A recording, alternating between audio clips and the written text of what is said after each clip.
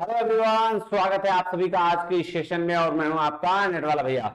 हाँ जी, आज हम यूजीसी नेट कॉमर्स का भाई साहब मार्केटिंग का पूरा जो इंपॉर्टेंट टॉपिक्स है जो आपके एग्जाम में आ सकता है जिससे सवाल, वो सारे कॉन्सेप्ट्स करने वाले हैं। सर आज हम लोग जो है कितना दिन कर रहे हैं, आज है 10वां दिन, और 10वां दिन में हम ये मार्केटिंग का पूरा चीज देखेंगे। तो आइए ज्यादा लेट ना करते हुए चलते हैं कहां सर, हमारे आज के कोटेशन की ओर, और उसमें हम देखेंगे क्या सीखने वाले हैं। सर कहता है जो व्यक्ति अपने समय का सम्मान करता है वो अपने जीवन के सारे लक्ष्य प्राप्त करता है। इट मींस आपको भी अपने टाइम की प्रायोरिटी को समझना बहुत जरूरी है कि अभी भी आप आज जो है, अगर इस एग्जाम के टाइम में भी टाइम में किसको प्रायोरिटी दे रहे हैं, मतलब वक्त की प्रायोरिटी। इट मींस कि आप कौन सा काम को पहले प्रायोरिटी दे रहे हैं। एग्जाम है तो पहले पढ़ाई कर रहे हैं कि दोस्तों के साथ पार्टी कर रहे हैं। अगर एग्जाम है तो आप कहीं दोस्त बुलाते तो जा रहे हैं, या फिर पहले क्वेश्चन सॉल्व कर रहे हैं। ये बहुत बड़ा फैक्टर है। तो आप अपनी समय की प्रायोरिटी को समझिए, टाइम की प्रायोरिटी को समझिए, फिर आप हर लक्ष्य को प्राप्त कर पाएंगे। ये आज का मोटिवेशन था। चलिए अब इसके साथ क्या करते हैं, आगे बढ़ते हैं। आगे क्या कर बढ़ना है सर, आपको नेट वाला भैया का टेलीग्राम चैनल ज्वाइन करना है। क्यों ज्वाइन करना है? क्योंकि यहाँ पे आपको सारे पीडीएफ नोट्स अवेलेबल मिलते हैं। चलिए इसके साथ चैनल को कर लीजिएगा सब्सक्राइब अगर आप इस चैनल पे नए हैं तो। और क्या करना है, नेट वाला भैया का सर आपको बात करना है तो आप इस नंबर पे व्हाट्सएप कर सकते हैं। चलिए आज हम क्या करने वाले हैं जी sir, most important topic of marketing management. शुरुआत करें ज्यादा लेट ना करते हुए। जी सर, अगर मुझे मार्केट को समझना होगा, ठीक है, अगर मुझे मार्केट को समझना होगा तो भैया मार्केट का क्या मतलब हुआ। देखिए मार्केट वर्ड जो है लैटिन वर्ड है, मार्केटस से आया है, जिसका मतलब होता है कि एक प्लेस जहां बिजनेस कंडक्ट किया जाता है। पहले बोल चाल की भाषा में मार्केट को क्या बोलते थे भैया, जहां पे दोनों क्रेता और विक्रेता मिलते हैं, यानी कि सेलर और बायर मिलते हैं, और वहां पे एक्सचेंज करते हैं गुड्स का, उसके बदले में प्राइस देते हैं, उसको मार्केट कहते हैं। लेकिन अब जो मार्केट का डेफिनेशन हो गया कि एक ऐसा प्लेस जहां बिजनेस कंडक्ट किया जाता है, उसको हम क्या बोलते हैं, मार्केट बोलते हैं, सिंपल डेफिनेशन में। क्योंकि आपको ई कॉमर्स साइट से, अमेजॉन, फ्लिपकार्ट, अलग अलग साइट से क्या करते हैं, ऑर्डर करते हैं, सामान आपके घर तक पहुंच जाता है, आपको मिलने की जरूरत नहीं है ना। वर्चुअली मिलते हैं लेकिन आप सामने जाके नहीं मिलते हैं, है ना। ये बात ध्यान रखिएगा। चलिए तो ये हो गया। तो भैया एक तो मार्केट को समझना जरूरी है, दूसरा मार्केटिंग को समझना जरूरी है। नहीं, अगर हम बात करें मार्केटिंग की, मार्केटिंग मैनेजमेंट की, तो हम पहले मार्केट समझेंगे फिर मार्केटिंग मैनेजमेंट सब समझेंगे। तो सर मार्केटिंग मैनेजमेंट क्या होता है? देखिए सर, कह रहा है मार्केटिंग मैनेजमेंट क्या है, एक सोसाइटल प्रोसेस है जहां एक इंडिविजुअल ग्रुप जो नीड और वांट के बेस पर कुछ ऑफर करते हैं, क्या कि हमारे प्रोडक्ट या सर्विसेज की वैल्यू बताइए, है ना, उसको हम लोग क्या बोलते हैं सर, मार्केटिंग मैनेजमेंट। मतलब सीधा सीधी बात है, नीड और वांट के बेस पर कस्टमर की वैल्यू बताना। कस्टमर क्या करेगा, आपके प्रोडक्ट की वैल्यू बताएगा। इट मींस कस्टमर आपकी क्या करेगा, सेटिस्फैक्शन देगा। क्या करेगा, आपके प्रोडक्ट को लेकर वो यूज करके सेटिस्फाई होगा। भाई साहब इसको क्या, बस यही है मार्केटिंग, और इसके अलावा कुछ भी मार्केटिंग की बात नहीं करता। आ जाए थोड़ा जॉन मैकार्थी और फिलिप कोटलर का डेफिनेशन है, इसको थोड़ा देखेंगे। कह रहा है मार्केटिंग क्या एक सोसाइटल प्रोसेस है। क्या है, सोसाइटल प्रोसेस है जहां इंडिविजुअल्स और ग्रुप ऑब्टेन करते हैं जो उनको जरूरत होती है, what they need and want, through creating, किसके through, creating, offering and freely exchanging products and services of value with others. तो ये भाई साहब ये सिंपल कह रहा है, मार्केटिंग क्या एक सोसाइटल प्रोसेस है जहां पे कस्टमर आपके प्रोडक्ट की वैल्यू लगाता है और अपना सेटिस्फैक्शन चेक करता है कि क्या ये सेटिस्फैक्शन जो है मेरे लिए गए प्रोडक्ट के बराबर, मेरे इकोनॉमिक वैल्यू, फिर उसके बाद बहुत प्रेस्टीज वैल्यू, ये सारी चीजें क्या करता है कस्टमर, देखता है। नहीं जी, जैसे एक फोन खरीदा उसने, तो फोन खरीदा उसके बाद उसने क्या देखा कि क्या मैंने अगर 20,000 रुपए इस फोन पे लगाए हैं तो क्या 20,000 रुपए लेवल का सेटिस्फेक्शन मुझे दे रहा है या नहीं दे रहा है। तो यही बात कह रहा है कि मार्केटिंग इसी को बोलते हैं। ठीक है जी। अब कोर मार्केटिंग कॉन्सेप्ट्स क्या होते हैं सर? कोर मार्केटिंग कॉन्सेप्ट्स का मतलब क्या, मार्केटिंग के प्रोसेस की बात कर रहा है बेसिकली। ये क्या बोल रहा है, मार्केटिंग के प्रोसेस की बात कर रहा है। देखो सबसे पहले किसी भी मार्केट में हम क्या करेंगे, नीड और वांट्स को जनरेट करेंगे, उस बेस पर हम डिमांड करेंगे, और जब डिमांड होगा, फिर डिमांड जब जनरेट होगा तो प्रोडक्ट की ऑफरिंग, प्रोडक्ट क्या होगा, प्रोडक्ट की ऑफरिंग होगी। मतलब इट मींस कि जैसे मान लो हमने क्या किया, कोई प्रोडक्ट बनाया। सो प्रोडक्ट किस बेस पर बनाया, नीड देखा हमने कस्टमर के, क्या वो नीड है भी उस प्रोडक्ट की या नहीं है, और नीड और वांट्स के बेस पर फिर क्या होगा, डिमांड जनरेट होगा। जब डिमांड जनरेट होगा तो प्रोडक्ट बनेगा, प्रोडक्ट बनेगा तो उसकी वैल्यू और सेटिस्फैक्शन होगी कि भैया प्रोडक्ट जो बन गया मार्केट में बिक रहा है, क्या वो कस्टमर को सेटिस्फाई कर रहा है या नहीं कर रहा है। और उसी बेस पर फिर कस्टमर क्या करेंगे, आपके प्रोडक्ट को एक्सेप्ट करेंगे और दूसरा जो प्रोडक्ट यूज कर रहे थे उसको रिजेक्ट करेंगे। तो उसके बाद एक्सचेंज और ट्रांजेक्शन होगा और फिर मार्केटिंग और मार्केटिंग मैनेजमेंट का हम यूज करेंगे। तो ये बात ध्यान में रखिएगा, ये 5 आपके क्या है,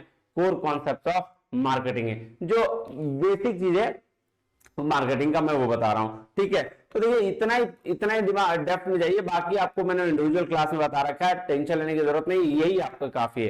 अब जो सवाल पूछे जाते हैं ना, वो सवाल होते हैं नीड के बेस पर कि नीड्स क्या होती है, टाइप ऑफ नीड्स क्या होती है। ये देखो, इससे सवाल बहुत अक्सर पूछे जाते हैं। आज हम बात करने वाले हैं मोस्ट इंपॉर्टेंट टॉपिक का।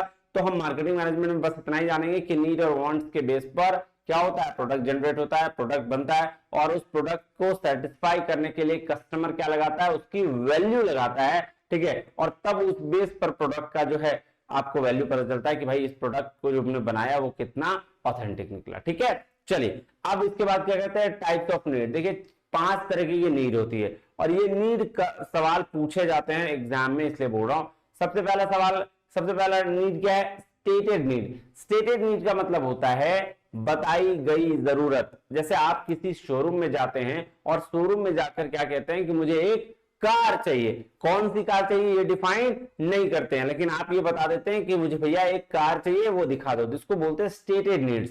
दूसरा होता है रियल नीड्स। अब रियल नीड्स वो जाता है आपको जाके, आप कार वाले को तो कार बेचना है, वो जाता है मर्सिडीज दिखाता है आपको, बोलता है, तो फिर आप कहते हो भैया ऐसा नहीं है, मुझे एक ऐसा कार दिखाओ जिससे मैं अपने काम पे जाऊं और लो ऑपरेटिंग कॉस्ट हो, थोड़ा थोड़ा क्या हो, लो ऑपरेटिंग कॉस्ट हो, जिसको बोलते हैं रियल नीड्स, वास्तविकता की बात करते हैं ना। और तीसरा है, उसके बाद नीड होती है, उसको बोलते हैं अनस्टेटेड नीड्स। अनस्टेटेड मतलब बिना बताए गया जरूरत, क्या, बिना बताया गया जरूरत, जिसमें हम क्या करते हैं, मतलब ये बात पता होता है कि जब हम कोई कार खरीदेंगे तो हमको उसके बाद सेल सर्विस मिलेगा ही डीलर से, तो उसको बोलते हैं बिना बताए गई जरूरत। फिर उसके बाद है डिलाइट नीड्स। डिलाइट नीड्स में हम ये एक्सपेक्ट करते हैं, ऐसा नीड होता है ये, जब हम कार खरीदने के टाइम में या कोई प्रोडक्ट करने के सामने उसके साथ गिफ्ट की उम्मीद करते हैं, तो उसको हम लोग बोलते हैं डिलाइट नीड्स। और सीक्रेट नीड्स होता है कि जब हम कार खरीदते हैं अपने स्टेटस सिंबल के लिए, मर्सिडीज, बीएमडब्ल्यू ये सब जब खरीदते हैं उसको बोलते हैं सीक्रेट नीड्स। तो ये 5 नीड है, स्टेटेड नीड बताई गई जरूरत, रियल नीड जो वास्तविक जरूरत है, अनस्टेटेड बिना बताई गई जरूरत, डिलाइट नीड्स ऐसा नीड जो जिसमें हम एक्सपेक्टेशन करते हैं कि भाई कुछ हमको एक्स्ट्रा एडिशनल गिफ्ट मिले, और सीक्रेट नीड जो आपके स्टेटस सिंबल के लिए होता है, जो एक सभी कंज्यूमर खरीदता है। ठीक है, चलो ये बात हो गई जी सर। अब सवाल पूछे जाते हैं टाइप्स ऑफ डिमांड से। ठीक है, क्या होता है types of demand, sir demand के टाइप्स कैसे कैसे कौन कौन तरीके के डिमांड होते हैं। अब आ जाओ, सबसे पहले नेगेटिव डिमांड। अब देखो नेगेटिव डिमांड नाम ही सुन के लग रहा है कि जहां पे प्रोडक्ट को जनरली एक्सेप्ट नहीं किया जाता है, एकदम ना के बराबर है ना। तो क्या है भाई साहब, जैसे दांतों में प्रॉब्लम हो गई, ठीक है, तो वो भी एक प्रोडक्ट है कि भाई या सर्विस है, वो लोग करवाना ही नहीं चाहते कि यार दांत में बहुत ज्यादा ये हो गया तो नहीं करवाएंगे, दांतों का प्रॉब्लम इग्नोर करते हैं। इंश्योरेंस पॉलिसी नहीं खरीदना चाहते, तो ये क्या है, ये नेगेटिव डिमांड का एग्जांपल है। वैसा डिमांड जहां प्रोडक्ट को लोग जनरली डिसलाइक करते हैं, लाइक नहीं करते हैं, उसको नेगेटिव डिमांड कहा गया। ठीक है, चलो अब नेक्स्ट चलें। Sir unwholesome demand. Unwholesome demand क्या है, कह रहा है other side of negative demand है। In negative type of demand customer क्या करता था, कस्टमर को doesn't want the product, product को जरूरत ही नहीं पड़ता है। लेकिन अनहोलसम डिमांड में customer should not desire the product yet the customer want product badly, मतलब बहुत बुरे तरीके से उसकी लत लग जाती है, उसको हम लोग बोलते हैं। जैसे नेगेटिव डिमांड में कस्टमर प्रोडक्ट चाहता ही नहीं था, लेकिन अनहोलसम डिमांड में कस्टमर इतना प्रोडक्ट का आदी हो जाता है, हैबिचुएटेड हो जाता है, जैसे सिगरेट, दारू, ये सब जो पीने की लत लग जाती है ना, इसको बोलते हैं क्या, अनहोलसम डिमांड। हालांकि ये कस्टमर के लिए खराब होता है, लेकिन फिर भी इसकी लत लगी होती है तो इसका डिमांड ज्यादा होता है, बहुत ज्यादा होता है, बैडली कस्टमर्स को चाहते हैं। उसके बाद है नो डिमांड। ठीक है, एक तो नेगेटिव डिमांड, एक है नो डिमांड। भाई साहब नो डिमांड मतलब एकदम डिमांड नहीं है। नेगेटिव मतलब क्या कि नेगेटिव डिमांड मतलब नो डिमांड से भी बदतर, मतलब उल्टा एकदम देख के इग्नोर कर देने वाला डिमांड। नो डिमांड मतलब कि बहुत कम डिमांड है, ना के बराबर डिमांड, डिमांड है ही नहीं, है ना। कौन सा, जैसे एजुकेशन का कोर्स बेच लो, बहुत कम डिमांड है, डिमांड है ही नहीं, है ना। बच्चों को बोलना पड़ता है बेटा पढ़ ले एग्जाम पास हो जा तब पढ़ते हैं, है ना, उसको बोलते हैं नो डिमांड। जहां पे प्रोडक्ट फेस करता है चैलेंजेस को, बहुत ज्यादा चैलेंज करता है डिमांड को। बेस्ट एग्जांपल क्या है, एजुकेशन का कोर्सेज दिया हुआ है, ठीक है। लेटेंट डिमांड क्या होता है मतलब लेटेंट डिमांड जब कस्टमर बाद में रियलाइज करता है कि भाई साहब हमको इस प्रोडक्ट को खरीद लेना चाहिए था, क्या है, हमको इस प्रोडक्ट को खरीद लेना चाहिए। कोई नया प्रोडक्ट आया, उसने बोला यार छोड़ा भी नहीं खरीदेंगे, लेकिन बाद में जब कुछ उसको एडिशनल फीचर्स की जरूरत पड़ती है तो वो क्या करता है, वो उस प्रोडक्ट की ओर देखता है, बोला अच्छा चलो ये प्रोडक्ट जो है ना अब हम इसको खरीद लेते हैं, ठीक है। तो इसका एग्जाम्पल क्या हो गया, normal phone versus smartphone. It means कि नॉर्मल फोन तो आदमी के पास था ही, लेकिन जब डिमांड जनरेट हुआ तो वो स्मार्टफोन में भी मूव किए। तो लेटेंट डिमांड मतलब जो बाद में समझ में आया, उसको हम लोग बोलते हैं लेटेंट डिमांड। चलिए उसके बाद है डिक्लाइनिंग डिमांड। डिक्लाइनिंग डिमांड क्या होता है, जिस चीज की डिमांड लगातार घट रही है ना। जैसे अगर आप डब्बा वाला फोन की बात करें तो अभी डिमांड क्या है, एकदम लेस हो जाएगा, एकदम कम डिमांड हो जाएगा, ज्यादा डिमांड की कोई बात ही नहीं है कि भाई उसका डब्बा वाला। अब फोन स्मार्ट हो रहा है, धीरे धीरे फोन भी स्मार्ट हो रहे हैं ना, तो ऑब्वियस ही बात है स्मार्टफोन से अब नए नए फीचर्स ऐड हो रहे हैं, आईफोन तो ये वो, है ना। तो अब क्या होगा, जो पुराने चीजें थी वो हट जाएगा। अब जैसे आईपॉड आता था, आईपॉड कौन सा, जिसमें हम लोग लगा के ईयरफोन सुना करते थे, इतना बड़ा म्यूजिक का एक आता था बहुत पहले, याद होगा आप लोगों को शायद। तो ये क्या है, वो सब चीज हट गया। जैसे सीडी का कहानी अब खत्म हो गया, बहुत कम रह गया, ठीक है। तो ये क्या डिक्लाइनिंग डिमांड है। इर्रेगुलर डिमांड, इर्रेगुलर डिमांड बोलते हैं भाई साहब जहां पर रेगुलर डिमांड नहीं है, मतलब आप इसको ऐसे कह सकते हैं जो सीजनल प्रोडक्ट्स वाली बात है। जैसे अगर बारिश होगी तो छाता बिकेगा, है ना, जब बारिश होगी तो फावड़ा बिकेगा, ठीक है, जब गर्मी आएगी तो टी शर्ट बिकेंगे, जब आगे ठंडा आएगा तो स्वेटर्स बिकेगा। तो इसको बोलते हैं इर्रेगुलर डिमांड, कि टाइम टू टाइम सीजन के बेस पर डिमांड होता है, उसको बोलते हैं इर्रेगुलर डिमांड। फुल डिमांड का क्या मतलब होता है सर, फुल डिमांड मतलब एक कंपनी हमेशा पूरी तरीके से फुलफिल करती है, मतलब सप्लाई उसका क्या होता है, कंपनी का ज्यादा होता है ना, तो इसलिए फुल डिमांड बोला जाता है। क्या बोला जाता है, an ideal environment company should always have full demand. Full demand means the demand is meeting the supply potential of company, मतलब जितना हमको सप्लाई चाहिए, ठीक है, उतना डिमांड भी आ रहा है, ठीक है। तो demand is equal to supply, ये क्या full demand. Over full demand हो जाता है जब सप्लाई आपका क्या हो कम हो और डिमांड ज्यादा हो। क्या हो, देखिए फुल डिमांड में डिमांड और सप्लाई बराबर है, लेकिन यहाँ डिमांड ज्यादा हो रहा है सप्लाई से, तो इसको क्या बोलेंगे, ओवरफुल डिमांड्स। क्या होता है, ओवरफुल डिमांड्स, ठीक है। और बस यही था आपका डिमांड का टाइप्स, याद रखिएगा, वेरी वेरी वेरी इंपॉर्टेंट, ठीक है। चलिए अब इसके बाद क्या सर, इसके बाद आते हैं इवोल्यूशन ऑफ मार्केटिंग कॉन्सेप्ट। इसको अप्रोच बोल दीजिए, कॉन्सेप्ट ऑफ मार्केटिंग बोल दीजिए, सारी चीजें एक ही है, कोई दिक्कत परेशानी तकलीफ नहीं सर। चलिए नेक्स्ट चलें सर, आइए सर नेक्स्ट चलते हैं। नेक्स्ट क्या है, evolution of marketing. Evolution of marketing कौन कौन सा है सर, तो शुरू करते हैं एकदम बेसिक से। देखिए जब भी मार्केटिंग की बात होगी ना, तो हर बार मार्केट में अलग अलग तरीके के कॉन्सेप्ट्स लगे होंगे। पहले जो चीज, जैसे मेरे पिताजी के पिताजी जो पहनते थे वो मेरे पिताजी नहीं पहनते, और जो मेरे पिताजी पहनते वो मैं नहीं पहनता था, है ना, वो अलग अलग तरीके का है। जैसे मेरे पिताजी के पिताजी यानी मेरे दादाजी धोती पहनते थे, मेरे पापा शर्ट पैंट पे, मैं जीन्स पहनता हूं, है ना, मैं कोट्स पहनता हूं, ठीक है। तो उसी तरीके से जब मार्केटिंग कॉन्सेप्ट्स की बात करी जाती है तो हर वक्त में मैन्युफैक्चरर जो है या फिर जो मार्केटर जो है, जिसको हम लोग मार्केट एनवायरमेंटलिस्ट भी कहते हैं, तो वो क्या है, वो अलग अलग तरीके से डिसीजन लेता था। उस समय की चीजों को देखते हुए वो उस तरह का डिसीजन लेता था।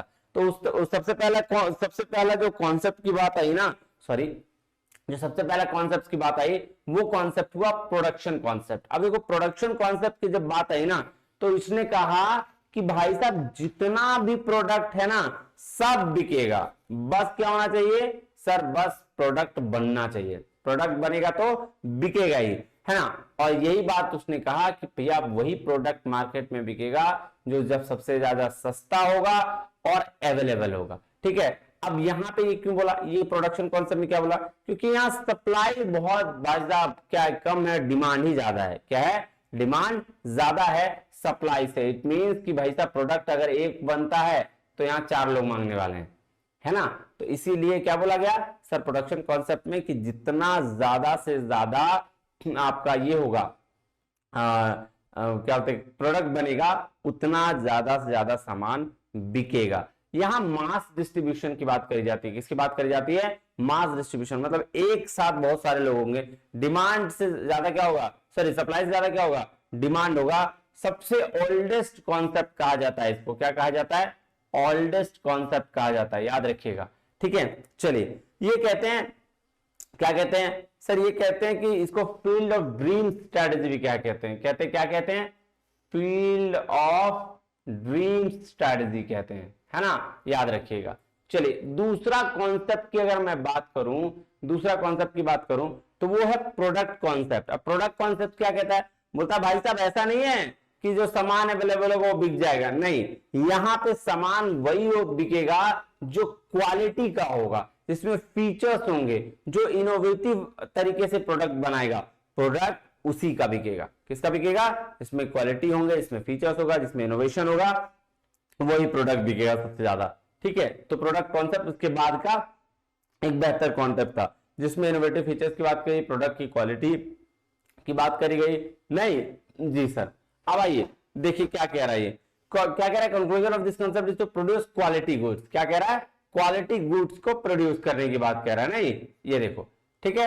A huge quantity at lower cost and collection maximum profit by selling large amount, ठीक है। सो द प्रोडक्शन कॉन्सेप्ट क्या बोल रहा है? Pay more attention to produce quality goods but they do not care interest wants and consumer priority. देखो पहले production concept में तो बोला गया जितना प्रोडक्ट बनाना है बनाओ, क्वालिटी वालिटी का कोई बात नहीं किया गया और कस्टमर की कोई बात नहीं किया गया। अब प्रोडक्ट कॉन्सेप्ट में क्वालिटी का तो बात हुआ, लेकिन भाई साहब प्रोडक्ट तुम क्वालिटी वाला बना दोगे, कस्टमर को भी की जरूरत है कि नहीं ये भी तो देखना पड़ेगा।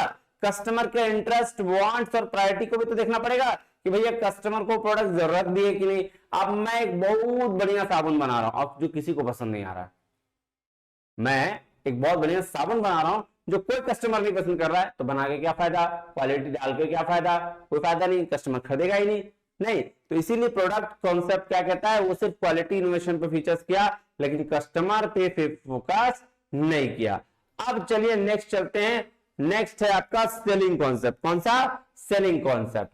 सेलिंग कॉन्सेप्ट बोला भाई साहब तुम लोग क्या बात कर रहे हो, कोई प्रोडक्शन वोडक्शन की जरूरत नहीं है, कोई प्रोडक्ट का जरूरत नहीं है, तुमको बेचना आना चाहिए। अगर तुमको बेचना आ गया तो तुम कुछ भी बेच सकते हो, ठीक है। गंजे को कंघी बेच सकते हो, ठीक है, उसको बोलते हैं सेलिंग कॉन्सेप्ट। तो सेलिंग कॉन्सेप्ट क्या कहता है कि भैया आपको बेचना आना चाहिए, अगर आपको बेचना आ गया तो आप कुछ भी बेच सकते हो।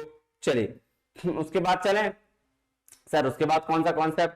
सर उसके बाद जो कॉन्सेप्ट है मार्केटिंग कॉन्सेप्ट। अब देखो ये मार्केटिंग कॉन्सेप्ट पहला ऐसा कॉन्सेप्ट था जिसमें कस्टमर की बात करी गई, कस्टमर के नीड की, कस्टमर के सेटिस्फेक्शन की, है ना। तो कस्टमर के सेटिस्फेक्शन की बात सबसे पहले यहां हुई। यहां पे इन्होंने बोला भाई साहब ऐसा नहीं है, प्रोडक्ट सेलिंग और वो सब ठीक है, प्रोडक्शन भी ठीक है, लेकिन क्या ना जब तक हम कस्टमर को सेटिस्फाई नहीं करेंगे प्रोडक्ट बनाने का कोई फायदा नहीं है। तो पहली बार यहां मार्केटिंग कॉन्सेप्ट आया जिसने कस्टमर को क्या करेगा, बोला कि कस्टमर को अगर हम सेटिस्फाई करेंगे, कस्टमर सेटिस्फाइड होगा तो हमको प्रॉफिट देके जाएगा। आओ देखो क्या कर रहा है, कह रहा है start with the determination of consumer needs. किसके बेस पर? कंज्यूमर की नीड्स के डिटर्मिनेशन के बेस पर स्टार्ट हुआ और एंड हुआ सेटिस्फेक्शन ऑफ दीज नीड्स।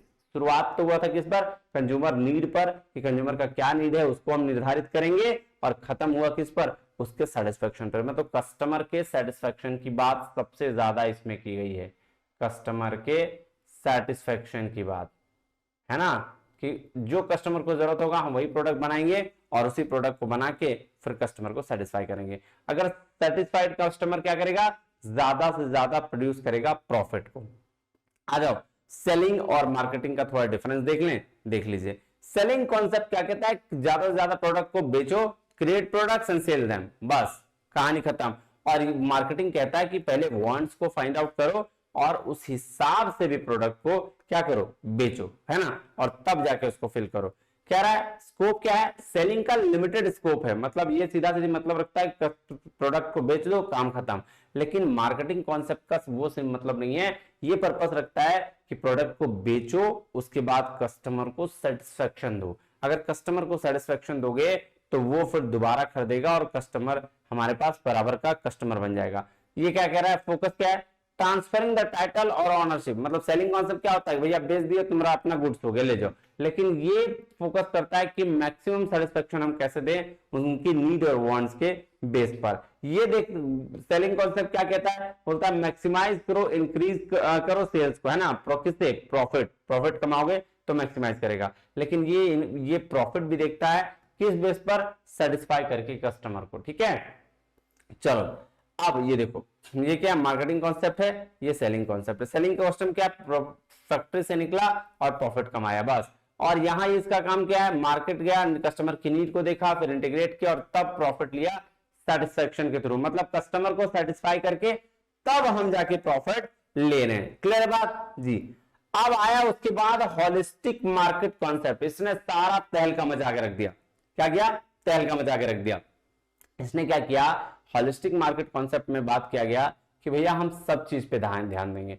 सिर्फ और सिर्फ हम क्यों ध्यान देंगे, प्रोडक्ट पे, प्रोडक्शन पे, सेलिंग पे या फिर मार्केट पे, हम सब चीज पे ध्यान देंगे। इंटरनल, एक्सटर्नल, है ना, सारे चीजों पे, कहां बन रहा है कहां नहीं बन रहा है। तो क्या कह रहा है, देखो आपके फिलिप कोटलर साहब ने क्या कहा, the holistic marketing concept is based on the development, design, implementation of marketing program and process and activities that recognize the breadth and interdependencies. तो ये इन्होंने बोला कि होलिस्टिक मार्केटिंग कॉन्सेप्ट क्या है, सब कुछ देखना, डेवलपमेंट, डिजाइन, इंप्लीमेंटेशन की मार्केटिंग प्रोग्राम्स का, उसके प्रोसेस, उसके एक्टिविटीज, है ना, वो सारी चीज आपका क्या है, होलिस्टिक मार्केटिंग कॉन्सेप्ट के अंतर्गत आता है। अब देखो इसमें 5 तरीके का कॉन्सेप्ट है, देखो ध्यान से। सर होलिस्टिक मार्केटिंग क्या, सर ये होलिस्टिक मार्केटिंग है। अब इसमें 5 मार्केटिंग क्या क्या, एक तो इंटीग्रेटेड मार्केटिंग, ठीक है, और एक है relations marketing, socially responsible marketing और इंटरनल मार्केटिंग। देखो अगर बात इंटरनल मार्केटिंग की हो ना, तो इंटरनल मार्केटिंग कहने का मतलब है जब आपका मैन्युफैक्चरर अपने इंटरनल एम्प्लॉइज को कन्विंस करा लेता है अपने प्रोडक्ट के फीचर्स से, अपने प्रोडक्ट के ये रियल आपके ऑथेंटिकेशन से कि भैया मेरा प्रोडक्ट जो है वो बेस्ट है। मतलब अपने ही एम्प्लॉय को तुम सेटिस्फाई कर लो ना, अपने एम्प्लॉय को सेटिस्फाई कर लोगे तो बाहर सेटिस्फाई करना इजी हो जाएगा। तो उसी की बात करता है। उसके बाद इंटीग्रेटेड मार्केटिंग की बात करें तो सारे को एक दूसरे से कनेक्ट रखने की ये बात करता है। क्या करता है, कनेक्ट रखने की बात करता है। उसके बाद है सोशली रिस्पॉन्सिबल मार्केटिंग, जिसको सोशल मार्केटिंग भी कहते हैं या सोसाइटल मार्केटिंग भी करते हैं। तो ये कम्युनिटी है ना, किसकी बात करता है, चैनल पार्टनर्स, है ना, ये सॉरी ये किसकी बात करता है, एथिक्स, एनवायरनमेंट, लीगल और कम्युनिटी की, ये सारा का सारा चीज की बात करता है। रिलेशनशिप मार्केटिंग में क्या होता है, कस्टमर, ठीक है, कस्टमर और ये आपका मैनेजमेंट, चैनल पार्टनर्स, इंटरनल लोग, सबके बीच का रिलेशन का बात करता है कि अगर हमको कोई मार्केटिंग करना है या कोई चीज समझना है तो सबके बीच रिलेशन अच्छा रखना पड़ेगा। ठीक है, एम्प्लॉयर एम्प्लॉय का रिलेशन हो, चाहे एम्प्लॉयर एम्प्लॉय का रिलेशन हो, एम्प्लॉयर का रिलेशन हो, होलसेलर और मैन्युफैक्चरर का रिलेशन हो, सबके रिलेशन की बात रिलेशनशिप मार्केटिंग करता है। आ जाओ शुरू करें। ये देखो relationship marketing, integrated marketing, societal marketing, internal marketing और परफॉर्मेंस मार्केटिंग, ये 5 क्या है, होलिस्टिक मार्केटिंग के कॉन्सेप्ट हैं। आ जाओ, अब आ जाओ वैल्यू फिलोसफी ऑफ मार्केटिंग। क्या है value philosophy of marketing, very very very very important. क्या है वैल्यू फिलोसफी ऑफ मार्केटिंग। देखो वैल्यू फिलोसफी ऑफ मार्केटिंग कहने का क्या मतलब है, बात ध्यान से समझना। वैल्यू फिलोसफी फोकस करता है कस्टमर के सेटिस्फैक्शन पर, कि जब हम किसी कस्टमर को कोई प्रोडक्ट दे रहे हैं तो क्या उस प्रोडक्ट की हमको वैल्यू मिल रही है नहीं मिल रही है। जैसे अगर मैंने कोई सामान बेचा, कस्टमर ने उसको खरीदा, कस्टमर को, अब देखो पहला चीज क्या समझो, वैल्यू का मतलब होता है सीधा सीधी बात है उस प्रोडक्ट के बिहाफ पर सेटिस्फैक्शन कितना मिल रहा है, चाहे वो इकोनॉमिक वैल्यू हो, मतलब पैसे के टर्म्स में देख ले, चाहे वो आपका स्टेटस के टर्म्स में देख ले, चाहे वो किसी अदर वैल्यू के टर्म्स में देख ले, इमोशनल वैल्यू, जैसे किसी प्रोडक्ट के साथ इमोशन जुड़ा होता है तो आप उसकी इमोशंस को फुलफिल कर पा रहे हैं या नहीं कर पा रहे हैं, इसको इमोशनल वैल्यू। तो वैल्यू फिलोसफी ऑफ मार्केटिंग मतलब कस्टमर किसी भी तरीके से, चाहे जिस भी रीजन से हो, कस्टमर किसी भी तरीके से आपके प्रोडक्ट से सेटिस्फाई हो रहा है या नहीं, ये बात है। ठीक है, इसको बोलते हैं वैल्यू फिलोसफी ऑफ मार्केटिंग। ठीक है, अब मार्केटिंग मैनेजमेंट टास्क क्या है? मार्केटिंग मैनेजमेंट टास्क क्या बोलते हैं इसको? सर ये प्रोसेस है। क्या है? प्रोसेस है कि मार्केटिंग मैनेजमेंट का प्रोसेस, कि कैसे कैसे हम मार्केटिंग मैनेजमेंट करते हैं। शुरुआत करें, आइए सर। सबसे पहला जो काम है वो क्या है सर? मार्केटिंग की स्ट्रैटेजी और प्लान बनाना। क्या काम है जी? मार्केटिंग की स्ट्रैटेजी और प्लान बनाना। तो ये प्लान जब होगा ना, तभी हम उसका जो कोर कॉम्पिटेंसीज है उसका बेनिफिट ले सकते हैं। जैसे बात करें, अगर मान लो हमें कुछ इंप्लीमेंट करना है तो उसके लिए प्लान बनाना पड़ेगा, स्ट्रैटेजी बनाना पड़ेगी। अगर कुछ प्लान ही नहीं होगा मेरे पास तो हम उसको इंप्लीमेंट क्या कैसे करेंगे? तो सबसे पहला काम क्या है मार्केटिंग मैनेजमेंट का? प्लान बनाना, डेवलप करना मार्केटिंग स्ट्रैटेजी और प्लान। ठीक है, उसके बाद कैप्चर करना मार्केट के इनसाइट को। मतलब कंपनी बोल रहा है, क्या बोल रहा है? Company needs a reliable marketing information and closely monitor it's marketing environment. देखो भाई साहब, ये बहुत जरूरी है।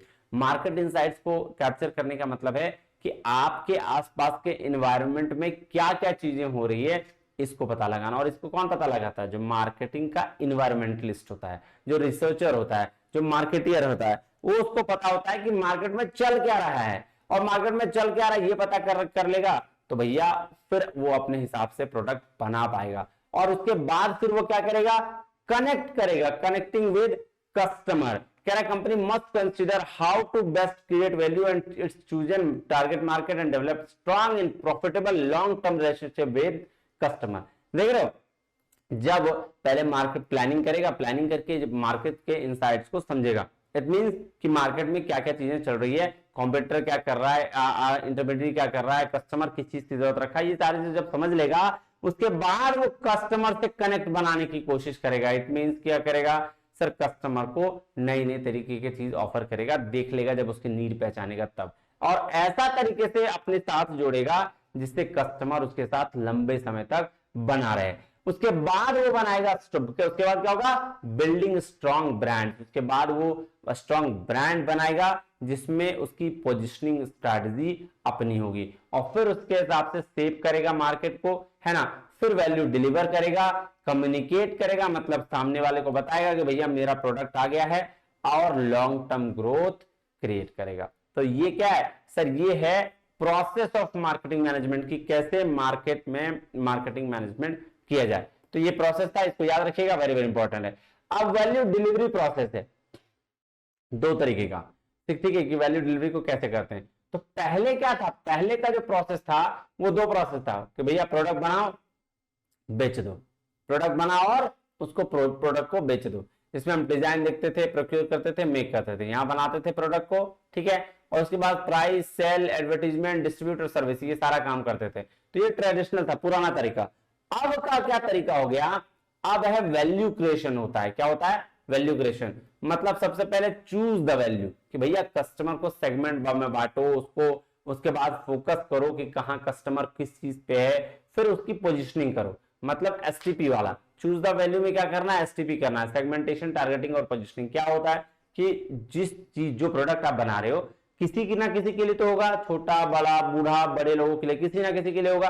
तो आप उसको क्या करो? पहले सेगमेंट में बांट लो कि भैया हम इसके लिए प्रोडक्ट बना रहे हैं, उसके हिसाब से फिर उसमें फोकस करो, टारगेट करो कि भाई वो हमको वही टारगेट करना है। जैसे उस चीज में आप टारगेट करेंगे ना, अब एक ऐसा इमेज क्रिएट करो उनके दिमाग में कि आपके प्रोडक्ट के अलावा वो कुछ समझे ही नहीं। इसको बोलते हैं स्ट्रैटेजिक मार्केटिंग। क्या बोलते हैं? Strategic marketing. Choose the value. अब उसके बाद है provide the value. Provide the value मतलब प्रोडक्ट को डेवलपमेंट करो, सर्विस डेवलपमेंट करो, प्राइस अच्छा डिसाइड करो, उसके बाद सोर्स के थ्रू क्या करो? बनाओ और डिस्ट्रीब्यूशन करो। इसको बोलते हैं प्रोवाइड द वैल्यू, कि जब कस्टमर को आप ये सारे वैल्यू देने लगते हो।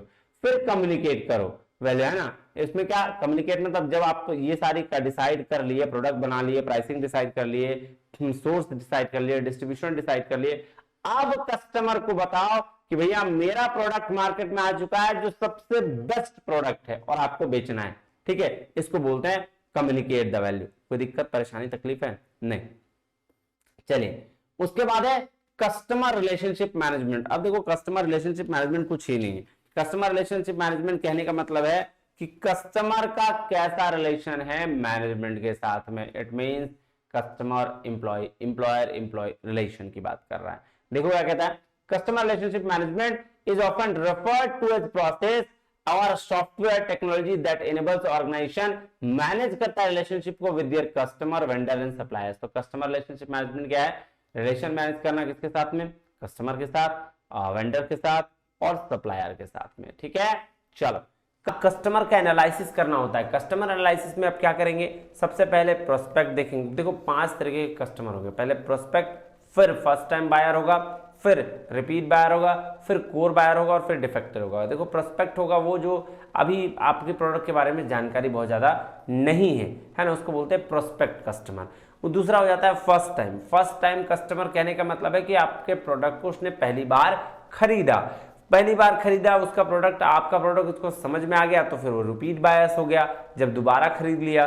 फिर उसके बाद जब आपका प्रोडक्ट बहुत अच्छा लगने लगा, वो हमेशा बार बार खरीदने लगा, तो उसको कोर कस्टमर बोलेंगे। और फाइनली डिफेक्टर्स वो होते हैं जो आपके प्रोडक्ट को कभी नहीं खरीदते हैं ना, वो आपके कंपनी के ऑफर्स को रिजेक्ट करते हैं। बहुत सारे लोग होते हैं ना, हर कोई आपके प्रोडक्ट को खरीद लीजिए तो बात जरूरी नहीं है, तो उसको बोलते हैं डिफेक्टर्स। चलिए उसके बाद है कस्टमर वैल्यू एंड कंपोनेंट्स। देखो यार इसके अलग अलग वैल्यू, टेंजिबल वैल्यू है तो ऐसी वैल्यू जो आपको छू के पता चल सकता है ना, उसको बोलता है इंटेंजिबल, बिना छुए पता चल सकता है। फंक्शनल वैल्यू, फंक्शनल वैल्यू क्या होता है, काम के बेसिस पर, है ना, तो उसको बोलते हैं फंक्शनल वैल्यू। जैसे एबिलिटी ऑफ प्रोडक्ट, प्रोडक्ट की capability to meet a given need, है ना, उसको बोलते हैं क्या है कि उसको बोलते हैं फंक्शनल वैल्यू। उसी तरीके से इकोनॉमिक वैल्यू, मतलब जितना आपने पैसा दिया वो वैल्यू है, यानी कन्वीनियंस, कितना इजीली प्रोडक्ट आपको मिल पा रहा है वो वैल्यू। सेंसरी वैल्यू मतलब कितना आप सेंसरी और एस्थेटिक वैल्यू, सेंसरी वैल्यू बोलते हैं जो taste, look, smell, sound, touch of the product, और एस्थेटिक वैल्यू बोलते हैं आपको जो अपील ऑफ द प्रोडक्ट होता है, पैकेजिंग, प्रेजेंटेशन,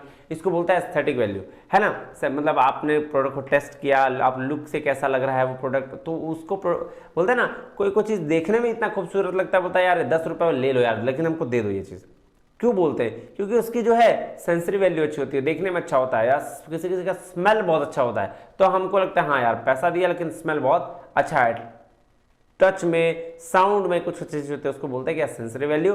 और एस्थेटिक वैल्यू बोलते हैं जो प्रेजेंट करने में अच्छा होता है, प्रेजेंट करने मतलब देखने में अच्छा लग गया, ठीक है ना, प्रोडक्ट की पैकेजिंग अच्छी हो गई, तो उसको एस्थेटिक वैल्यू बोलते हैं। चलिए उसके बाद सर्विस वैल्यू। सर्विस वैल्यू मतलब जो आपको सर्विस दिया वो उसकी वैल्यू उसके बराबर है या नहीं है। उसके बाद है इंटेंजिबल वैल्यू। इंटेंजिबल मतलब social value, Prestige value. Prestige value बोलता है जब प्रोडक्ट का पोजीशन कंट्रीब्यूट, है ना, कंट्रीब्यूट करता है यूजर के सेंस ऑफ स्टेटस से। मतलब मुझे बोलते हैं ना आईफोन लेके चलता है, क्यों बोलता है, क्योंकि वो उसकी प्रेस्टीजियस वैल्यू है ना। सेंटिमेंट वैल्यू, आपके इमोशंस के साथ वो है मैच कर रहा है कि नहीं। एक्सपीरियंस वैल्यू, बिलीफ वैल्यू, आपके ये सारे वैल्यूज हैं, है ना, तो इसको क्या बोलेंगे। अब आ जाइए कंज्यूमर एडॉप्शन प्रोसेस में। कंज्यूमर कैसे चीजों को एडॉप्ट करता है ना, 5 स्टेज का प्रोसेस है। पिछला बार इससे क्वेश्चन पूछा भी गया है, बहुत सारे क्वेश्चन पूछे जाते हैं, है ना, कंज्यूमर एडॉप्शन प्रोसेस से। तो मैं वही टॉपिक पढ़ा रहा हूँ जो बहुत इंपॉर्टेंट है, जिससे सवाल आए गए। तो कंज्यूमर एडॉप्शन प्रोसेस क्या है, 5 स्टेज प्रोसेस। सबसे पहले कंज्यूमर क्या करेगा, अवेयरनेस लेके आएगा अपने अंदर। भैया अवेयरनेस दिखाया, अवेयर हुआ, हाँ ये प्रोडक्ट है, ये प्रोडक्ट है। उसके बाद यहाँ क्या कह रहा है, consumer is aware of product but lakhs information. Information उसके पास पूरा नहीं है। इंटरेस्ट जब दिखाएगा तो उसके पास इन्फॉर्मेशन धीरे धीरे पूरा आने लगेगा। फिर क्या करेगा, कंज्यूमर इवैल्यूएट करेगा कि हम जो प्रोडक्ट देख रहे हैं उससे रिलेटेड जो बाहर के प्रोडक्ट है वो कितना अच्छा है ना जी। उस बेस पर जो है फिर वो क्या होगा, फिर ट्रायल करेगा प्रोडक्ट को कि भैया चलो हम ये प्रोडक्ट लेके देखते हैं। और जैसे ही ट्रायल करेगा तो अगर प्रोडक्ट अच्छा लगा तो वो प्रोडक्ट क्या करेगा, अडॉप्ट कर लेगा, आपके प्रोडक्ट को अडॉप्शन मिलेगा। तो ये है अवेयरनेस, इंटरेस्ट, इवैल्यूएशन, ट्रायल और अडॉप्शन, ये 5 स्टेजेस है ना जी सर। अब टेक्नोलॉजी एडॉप्शन साइकिल क्या होता है भाई साहब, देखो इससे भी क्वेश्चन पूछे जाते हैं। टेक्नोलॉजी एडॉप्शन साइकिल कहने का मतलब होता है कि आपके प्रोडक्ट को किस हिसाब से खरीदा जा रहा है। शुरू में लोग कितना खरीद रहे हैं, जानने के बाद लोग कितना खरीद रहे हैं, तो जिस हिसाब से टेक्नोलॉजी आ रही है उस हिसाब से आपके प्रोडक्ट की डिमांड क्या है, आपका प्रोडक्ट कैसे चल रहा है। तो सबसे पहले कुछ लोग होते हैं जो नया प्रोडक्ट को, इनोवेटर्स लोग होते हैं, वो 2.5% होते हैं जो किसी भी नए प्रोडक्ट को शुरुआत में लेना चाहते हैं, तो उसको बोला गया है इनोवेटर्स। एकदम इनोवेटर्स, नाम ही इनोवेटर्स है ना। 2.5% लोग होते हैं। अर्ली अडोप्टर्स वो लोग होते हैं जो आपका प्रोडक्ट थोड़ा थोड़ा जानने लगता है तो उसको अडॉप्ट कर लेते हैं, है ना, इनोवेटर्स के बाद वाला स्टेज। उसके बाद अर्ली मेजोरिटी, अर्ली मेजोरिटी 34% और लेट मेजोरिटी 34% होता है। यहाँ पे तो आपका प्रोडक्ट छा रहा होता है, तब दोनों स्टेज में आप ले रहे होते हैं। और लागार्ड्स, ये लागार्ड्स होते हैं कि अपना प्रोडक्ट छोड़कर कहीं जाएंगे ही नहीं, है ना, तो उसको बोलते हैं लागार्ड्स। चलो ये देखो, है ना, innovators 2.5%, early adopters 13.5%, early majority 34%, late 34% और laggard 16%। Innovation adoption cycle same चीज है, देख लीजिएगा। अब है formulating the marketing strategy based on 2 steps. 2 steps के बेस पर आपकी जो पूरी की पूरी मार्केटिंग है वो है। पहला क्या, पहला है एसटीपी, सेगमेंटेशन, टारगेटिंग और पोजिशनिंग, और दूसरा जो है वो है भाई साहब 4 P's ऑफ मार्केटिंग। देखो पहले कभी भी पूरा मार्केटिंग के अगर हम ओवरऑल की बात करें ना, तो यही 2 स्टेप पे है। एसटीपी कर लो, उसके बाद 4 P's कर लो। एसटीपी सेगमेंटेशन, टारगेटिंग, पोजिशनिंग क्यों करना है भाई साहब, क्यों ऐसा है, क्योंकि आप पूरे वर्ल्ड में या पूरे इंडिया में, पूरे अपने जगह पे सबके लिए प्रोडक्ट नहीं बना सकते।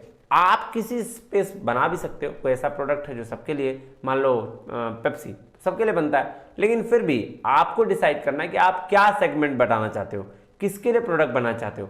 तो मान लेते हैं हमने एक डिसाइड किया कि हम सिर्फ गर्ल्स के कपड़े बनाएंगे या सिर्फ बॉयज़ के कपड़े बनाएंगे, तो उसको सेगमेंट बोलते हैं। फिर उसी को टारगेट करेंगे, सेगमेंटेशन टारगेटिंग, फिर उसको टारगेट करेंगे और उस टारगेट करने के बाद हम उसके दिमाग में एक इमेज क्रिएट करेंगे कि ये प्रोडक्ट जो मैंने बनाया ना, ये आपके लिए ही है, दूसरे के लिए नहीं है। तो इसको कहते हैं एसटीपी, सेगमेंटेशन, टारगेटिंग और पोजिशनिंग स्ट्रैटेजी। जब ये हो जाता है तो हम असेंबल करते हैं पूरे मार्केटिंग मिक्स को, असेंबल करते हैं मार्केटिंग मिक्स मतलब उसके बाद देखते हैं प्रोडक्ट बनाते हैं, फिर प्राइसिंग, प्रमोशन और तब प्लेसमेंट करते हैं, यानी कि डिस्ट्रीब्यूशन डिसीजन की बात करते हैं। ये बात ध्यान में रखिएगा। अब मार्केटिंग मिक्स का व्यू पॉइंट क्या है, देखो किसने किसने क्या क्या कहा है। देखो अगर जॉन मैककार्थी की बात करें तो इन्होंने 4 P's ऑफ मार्केटिंग दिया है। सेथ और सिसोदिया की बात करें तो 4 A's को इन्होंने इसी तरह से 4 A रिप्रेजेंट किया, और कोटल की बात करें तो 4 C कहा है तो टोटल मार्केटिंग का व्यू पॉइंट। अगर हम बात करें 4 P में तो प्रोडक्ट, उसी को इसने एक्सेप्टेबिलिटी कहा है और इसी को इसने कस्टमर का सॉल्यूशन कहा है। बात तो वही है, प्रोडक्ट क्या है, कस्टमर सॉल्यूशन ही तो है, कस्टमर के नीड को सॉल्यूशन करना, वही तो प्रोडक्ट जनरेट होता है ना, जरूरत थी तभी तो प्रोडक्ट बनाया है जी। प्राइस मतलब कितना में अफोर्ड कर सकते हैं, यहाँ ये कॉस्ट बोल दिया। प्रमोशन, यहाँ अवेयरनेस बोल दिया, यहाँ कम्युनिकेशन बोल दिया, वही तो है। प्लेस मतलब एक्सेसिबिलिटी और यहाँ कन्वीनियंस बोल दिया। तो ये बात ध्यान में रखिएगा, ये 4 P John McCarthy seller oriented है, और ये जो दोनों है ये कस्टमर पॉइंट ऑफ व्यू से, ध्यान में रखिएगा जरूर। चलिए अगर हम बात करें एसटीपी की, सेगमेंटेशन, मार्केट टारगेटिंग और पोजिशनिंग की, देखिए क्या कह रहा है, divide market into distinct group of customer, अलग अलग कस्टमर का ग्रुप बांट लीजिए, सेगमेंट बना लीजिए यूजिंग सेगमेंटेशन प्रैक्टिसेस। जो सेगमेंटेशन का प्रैक्टिस है उस हिसाब से आप सेगमेंटेशन कर लीजिए, डिवाइड कर लीजिए। टारगेट करिए, कह रहा है determine which customer group segment to focus your market efforts, तो आपके मार्केटिंग एफर्ट्स कहाँ लगेंगे उसको टारगेट करिए। और क्रिएट ए प्रोडक्ट पोजिशनिंग, आप क्रिएट करिए प्रोडक्ट की पोजिशनिंग इमेज, है ना, एक नया दिमाग में छप जाए कुछ ऐसा इमेज क्रिएट करिए ना। Marketing mix that mostly likely to appeal the selected audience, जो सेलेक्ट किया आपने ऑडियंस को, वहां पे आप इसकी पोजिशनिंग कर दीजिए। बस यही है एसटीपी और कुछ भी नहीं है ना। ये देखो पूरा का पूरा है। अब देखो मार्केट सेगमेंटेशन का लेवल है, क्या है मार्केट सेगमेंटेशन का लेवल, मास मार्केटिंग। तो भाई साहब मास मार्केटिंग क्या है, मास मार्केटिंग बोलते हैं जब एक प्रोडक्ट को हम सब जगह बेचते हैं। पेप्सी एग्जांपल लिया था अभी मैंने, हर कोई खरीदता है, हर कोई बेचता है ना, मतलब हर कोई बेचता नहीं, हर कोई खरीदता है, हर कोई यूज करता है, कंज्यूम करता है, बेचता तो लेकिन बहुत जगह में मिल जाता है जी सर, तो उसको बोलते हैं मास मार्केटिंग। सेगमेंट मार्केटिंग बोलते हैं जब हम डिफरेंट सेगमेंट में इसको डिवाइड करते हैं। मैं आपको दिखाना चाहूंगा, ये देखो, है ना, यहाँ नो सेगमेंटेशन है, यहाँ सम सेगमेंटेशन है, थोड़ा थोड़ा segment, different products to one or more segments, एक या एक से ज्यादा सेगमेंट में बांट देते हैं, भैया हम इसके लिए प्रोडक्ट बनाएंगे और इसके लिए प्रोडक्ट बनाएंगे। उसके बाद है नीश मार्केटिंग, नीश मार्केटिंग मतलब ज्यादा सेगमेंटेशन करते हैं, है ना, ठीक है। और माइक्रो मार्केटिंग मतलब कंप्लीट सेगमेंटेशन कर देते हैं, मतलब कंप्लीट सेगमेंटेशन मतलब एक जगह पे हमको बेचना है तो हमको एक ही जगह पे बेचना है, इसके लिए प्रोडक्ट बनाना है तो इसी के लिए प्रोडक्ट बनाना है। इसको बोलते हैं आपका क्या, segmentation of types of segment या लेवल्स ऑफ सेगमेंटेशन।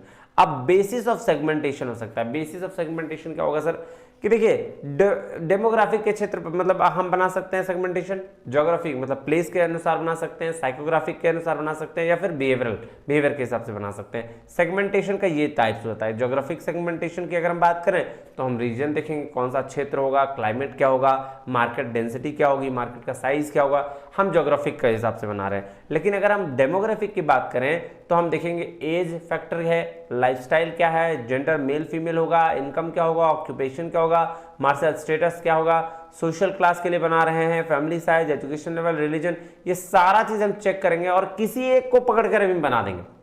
जैसे ईद आएगी तो हम टोपी बनाएंगे, है ना, तो वो रिलीजन बेस्ड हो गया। इनकम, हाई इनकम लेवल है तो हम हाई इनकम लोगों के बनाएंगे, कम हो इनकम लेवल है तो कम के लिए बनाएंगे। Psychographic segmentation life, personality, values और बिलीफ के बेस पर, और बिहेवियरल मतलब occasion, benefits, user status, quantity, readiness, loyalty और एटीट्यूड के बेस पर हम क्या करेंगे, सेगमेंटेशन करेंगे। तो ये बेसिस ऑफ सेगमेंटेशन याद रखिएगा। चलिए ये देखिएगा, उसके बाद हम क्या करेंगे, उसके बाद हम टारगेट करेंगे उसको, जो हमने सेगमेंट बनाया उसको टारगेट करेंगे। जैसे देखो, अगर हमारा प्रोडक्ट ऐसा है कि हमको पूरा सबके लिए प्रोडक्ट बनाना है, तब तो फिर होल मार्केट क्या करेंगे, होल मार्केट को टारगेट किया जाएगा। अनडिफरेंशिएटेड मार्केटिंग बोलते हैं इसको, है ना, तो पूरा का पूरा होल मार्केट टारगेट किया, देखो ये है ना जी। लेकिन अगर सेगमेंट हमने डिसाइड किया कि भैया हम मेल मतलब फीमेल के लिए बनाएंगे, लेकिन तीनों बनाएंगे, फीमेल में कौन, बच्चे, थोड़ा सा उम्र और थोड़ा सा मिडिल एज, तीनों के लिए बनाएंगे। यंग है ना, यंग लोगों के लिए बनाएंगे, बच्चों के लिए बनाएंगे और बूढ़ों के लिए बनाएंगे, तो तीनों के लिए बनाएंगे। तो हमने डिसाइड किया कि भैया फीमेल ही होगी लेकिन तीनों होगी, तो ये हो गया सेगमेंट मार्केटिंग, है ना, डिफरेंशिएटेड। फिर कॉन्सेंट्रेटेड या नीश मार्केटिंग, फिर हमने ये डिसाइड किया कि नहीं सिर्फ हम यंग फीमेल्स के लिए बनाएंगे, तो सिर्फ एक प्रोडक्ट बनाएंगे इसके लिए, यंग फीमेल्स के लिए, तो उसको बोलते हैं नीश मार्केटिंग। और माइक्रो मार्केटिंग बोलता है भाई साहब इंडिविजुअल मार्केटिंग की बात करता है, यहाँ क्या बोलता है, इंडिविजुअल मार्केटिंग का, है ना, एक पर्सन के बेस पर बनाएंगे। तो ये बात ध्यान में रखिएगा, ऐसा होता है टारगेटिंग। अब मार्केटिंग की जो पोजिशनिंग होती है ना, पोजिशनिंग बोलते हैं कि डायरेक्ट उसके दिमाग में इमेज बन जाए, ठीक है। देखो फॉर एग्जांपल हैंडबैग मेकर में position itself a luxury status symbol. तो हैंडबैग बनाने वाला, जो हाथ का बैग बनाता है, वो बनाने वाला अपने आप को लग्जरी स्टेटस सिंबल प्रिडिक्ट कर सकता है ना, तो ये बात ध्यान में रखिएगा। चलिए अगर हम बात करें प्रोडक्ट डिसीजन का, तो कहता है कि आज के दौर में कि बोल रहा है भाई साहब कि एक दिमाग में क्वेश्चन होना चाहिए कि हम लोग क्या बेचने वाले हैं। जब भी आप किसी चीज़ की प्रोडक्ट बनाने जा रहे हो तो आपके दिमाग में सवाल होना चाहिए कि हम लोग क्या बनाना चाह रहे हैं। तो क्या बोल रहा है, answer of this question would be product, service और any idea that market want to sell. तो बोल रहा है इस क्वेश्चन का आंसर क्या होगा कि ऐसा प्रोडक्ट हम बनाएं, ऐसा आइडिया बनाएं, ऐसा सर्विस बनाएं जो मार्केट में बिके। वही चीज़, अच्छा फालतू प्रोडक्ट बना के क्या करोगे, कोई फायदा है नहीं सर। तो इसीलिए प्रोडक्ट का डिसीजन भी किस पे है सर, आपको देखना पड़ेगा, एनालाइज करना पड़ेगा, मार्केट ये करना पड़ेगा, उसके बाद पता चलेगा कि भाई मार्केट में किसकी डिमांड है, और उस बेस पर आपको क्या करना पड़ेगा, आपको प्रोडक्ट बनाने पड़ेंगे, ठीक है जी। चलिए तो अगर हम प्रोडक्ट की बात करें तो प्रोडक्ट में बहुत सारी चीज़ें आ जाती है ना। चलिए कह रहा product is a main component of product mix. Product can be object, service, community, event, consumer purchase different product to satisfy different needs. तो कुछ भी हो सकता है, बात समझ रहे हो, ये सर। तो अब क्या है, अब है उसके हिसाब से हम देखो जो जिससे क्वेश्चन पूछा जाता है ये है लेवल्स या लेयर्स ऑफ प्रोडक्ट। लेयर्स और लेवल्स ऑफ प्रोडक्ट्स कहने का क्या मतलब है, 5 तरीके के लेवल ऑफ प्रोडक्ट होते हैं। सबसे पहला होता है कोर प्रोडक्ट। कोर प्रोडक्ट वो प्रोडक्ट होता है जिसके लिए आप पैसा पेमेंट करते हो। क्या होता है, जिसके लिए आप पैसा पेमेंट करते हो। फॉर एग्जाम्पल अगर आप किसी होटल में रूम लेने के लिए जाते हो तो कोर प्रोडक्ट वहां क्या होगा, रूम का मिलना, है ना, उसी को क्या बोलेंगे, कोर प्रोडक्ट। उसके बाद होता है बेसिक प्रोडक्ट, मतलब जहां पे आपको थोड़ा सा बेसिक चीज मिल जाए, होटल में रूम मिल जाए, रूम के साथ बेडरूम क्या बोलते हैं, एक रूम मिल जाए, रूम के साथ आपको उसमें बेड मिल जाए, है ना, टॉवल वगैरह मिल जाए, तो उसको बोलते हैं बेसिक प्रोडक्ट। एक्सपेक्टेड प्रोडक्ट मतलब रूम एक्सपेक्ट, जब हमारा एक्सपेक्टेशन हो जाता है बेसिक से ज़्यादा वाला, अब वाला, जैसे कि भाई साहब इतना तो एक्सपेक्ट करेंगे कि वहाँ का तौलिया साफ हो, बेड वगैरह सही हो, बाथरूम थोड़ा क्लीन हो, तो ये क्या है, एक्सपेक्टेड प्रोडक्ट बोलते हैं। ऑगमेंटेड प्रोडक्ट मतलब बियॉन्ड एक्सपेक्टेशन कहा जाता है, जैसे वाईफाई भी हो, टीवी वगैरह लगा हो, तो ये बियॉन्ड एक्सपेक्टेशन है। पोटेंशियल प्रोडक्ट उस प्रोडक्ट को बोलते हैं जब आपको वैल्यू ऑफ एप्रिसिएशन दिया जाए, मतलब कि इतना सारा अच्छा आपको लग गया कि लास्ट में आप फीडबैक देके जा रहे हो तो अप्रिशिएट करके जा रहे हो होटल वाले को। तो होटल का रूम लेने की वजह से मैंने सबसे पहले क्या कोर प्रोडक्ट क्या बोला, कोर प्रोडक्ट वो प्रोडक्ट जिसके लिए आप पेमेंट कर रहे हो रूम के लिए, तो रूम होना चाहिए। बेसिक प्रोडक्ट रूम के अंदर बेड होना चाहिए। एक्सपेक्टेड कि भैया रूम जो है साफ होना चाहिए, क्लीन टॉवल होना चाहिए, क्लीन बाथरूम होना चाहिए, ये सारा। ऑगमेंटेड बियॉन्ड एक्सपेक्टेशन, वाईफाई भी होना चाहिए, टीवी सब होना चाहिए, बढ़िया से आए सेवा पानी करे तो वो। और लास्ट में पोटेंशियल प्रोडक्ट वो प्रोडक्ट होता है जिसमें कस्टमर को एक्सट्रीम लेवल का मिलता है सेटिस्फेक्शन और वहां पे वो उसका रिस्पॉन्स देता है, उसको बोलते हैं क्या, पोटेंशियल प्रोडक्ट। चलो आ जाओ, ये देखो ध्यान से देखो,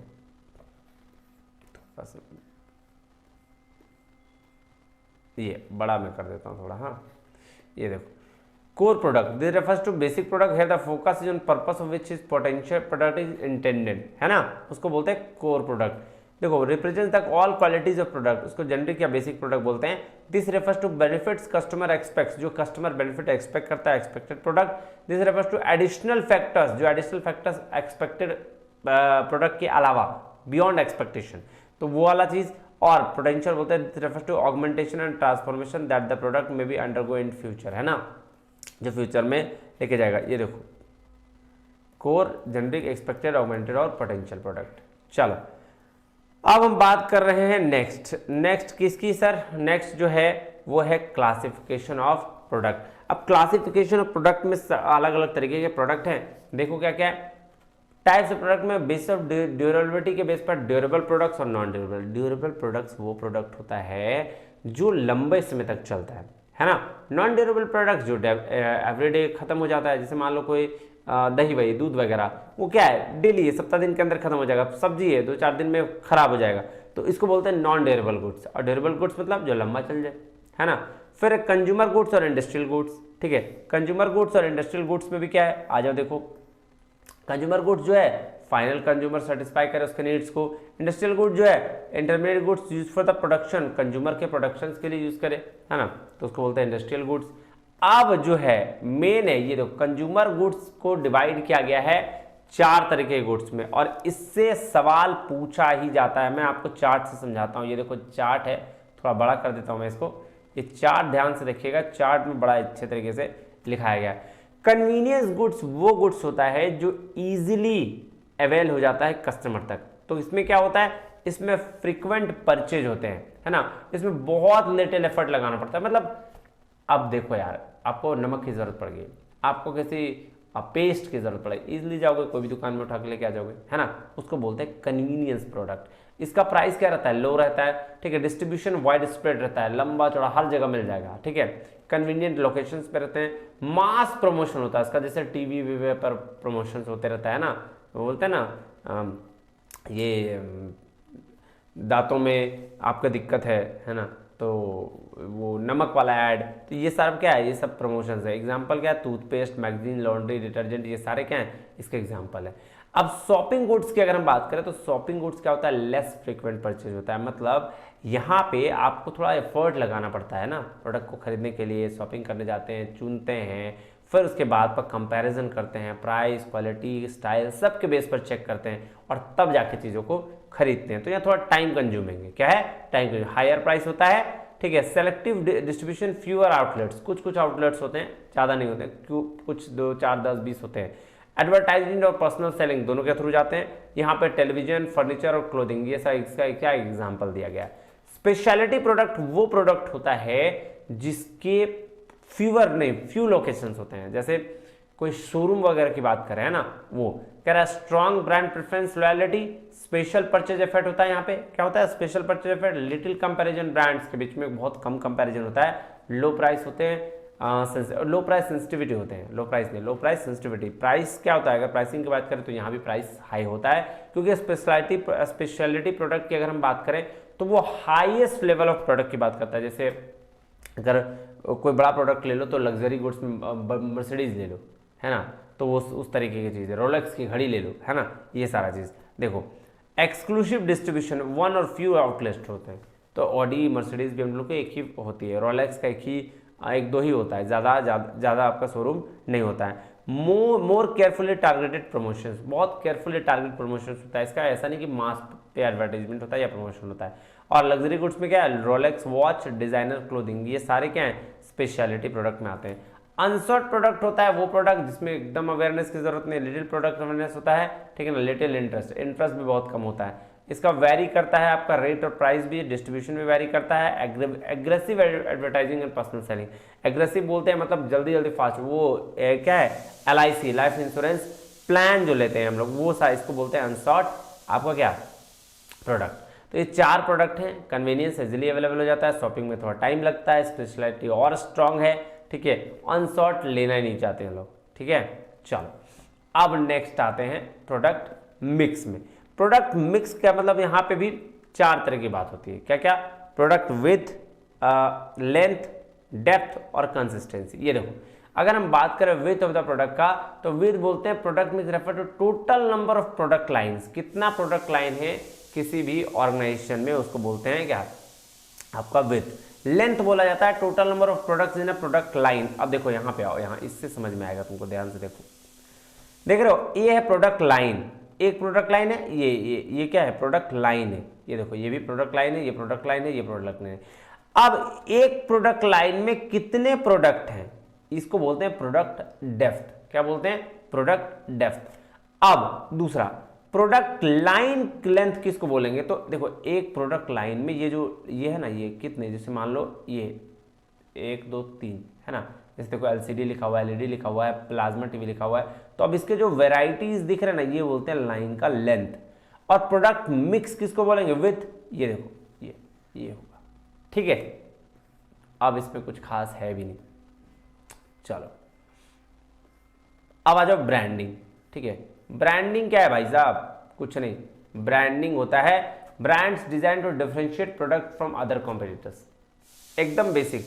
ब्रांडिंग का मतलब हुआ कि भाई साहब आपका प्रोडक्ट अदर्स दूसरों से अलग कैसे है, सिंपल, इसमें ज़्यादा दिमाग लगाने की जरूरत नहीं। मैं आपको बताता हूँ क्या आपकी मेन चीज़ है। हाँ ये देखो, ये इसको पढ़ना जरूरी है, ब्रांड डेवलपमेंट स्ट्रैटेजीज। ये देखिएगा, ध्यान समझिएगा, जब एग्जिस्टिंग प्रोडक्ट हो और एग्जिस्टिंग ब्रांड हो, ये प्रोडक्ट कैटेगरी देख रहे हैं और ये ब्रांड नेम देख रहे हैं, जब ब्रांड नेम पुराना हो और प्रोडक्ट कैटेगरी पुराना हो, उसको हम लोग कहते हैं लाइन एक्सटेंशन। क्या कहते हैं, लाइन एक्सटेंशन।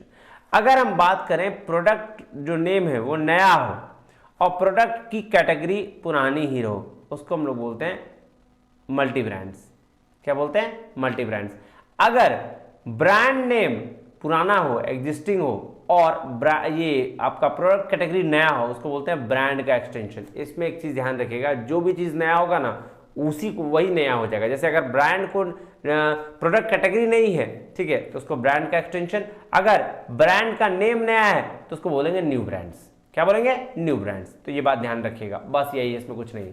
बात समझ में आए जी सर। अब बात करते हैं पैकेजिंग का। पैकेजिंग क्या है, पैकेजिंग कहता है all the activities of designing and producing the container of A product. जो प्रोडक्ट का कंटेनर हम लोग डिसाइड करते हैं, उसको डिजाइन करते हैं, उसको कहा गया पैकेजिंग। सिंपल सी बात है। और लेबलिंग कहा गया कि उस पर जो इमेज क्लियर करते हैं जिससे आपकी पहचान हो जाती है, उसको बोलते हैं क्या, लेबलिंग। अब चलिए, अब है new product development, very very very very important, NPD, new product development. इसके 5-6 आपके 6-7 स्टेज है, वो 6-7 स्टेज आपके बहुत बहुत बहुत ज्यादा इंपॉर्टेंट है, इसलिए मैं बता रहा हूं। देखो सबसे पहले हम क्या करते हैं, आ जाओ, मैं ना इसका आपको यहां से समझाता हूं। ये देखो बेस्ट है, ये वाला देखो। सबसे पहला स्टेज जो होता है वो होता है आइडिया जनरेशन का। भैया सबसे पहले प्रोडक्ट तब बनाओगे जब आपके पास कोई आइडिया आएगा। आइडिया करने के लिए आपको क्या करना पड़ेगा, बहुत सारा सोचना पड़ेगा कि भाई क्या बनाए है, एनालाइज करना पड़ेगा कौन सा प्रोडक्ट बनाए, तो उसको बोलते हैं आइडिया जनरेशन। उसके बाद आइडिया स्क्रीनिंग करनी पड़ती है। अब देखो 50 आइडिया तुम्हारे दिमाग में आए तो 50 के 50 तो तुम नहीं आप प्रोडक्ट बनाओगे। उसके लिए आपको क्या करना पड़ेगा, आइडिया स्क्रीनिंग, छांटना पड़ेगा कि आपको बेस्ट क्या है और बेस्ट प्रोडक्ट क्या होगा आपके कस्टमर के लिए, वो बना दो। तो कस्टमर के लिए जो बेस्ट प्रोडक्ट होगा उसको हम छांट के रख लेंगे, बाकी हटा देंगे। फिर हम करेंगे कॉन्सेप्ट का डेवलपमेंट और उसकी टेस्टिंग की, क्या ये प्रोडक्ट सही है, इसका डेवलपमेंट करेंगे और लोगों से टेस्टिंग भी करेंगे। उसके बाद हम करेंगे मार्केटिंग स्ट्रैटेजी डेवलपमेंट, मार्केटिंग की स्ट्रैटेजी डेवलप करेंगे, है ना।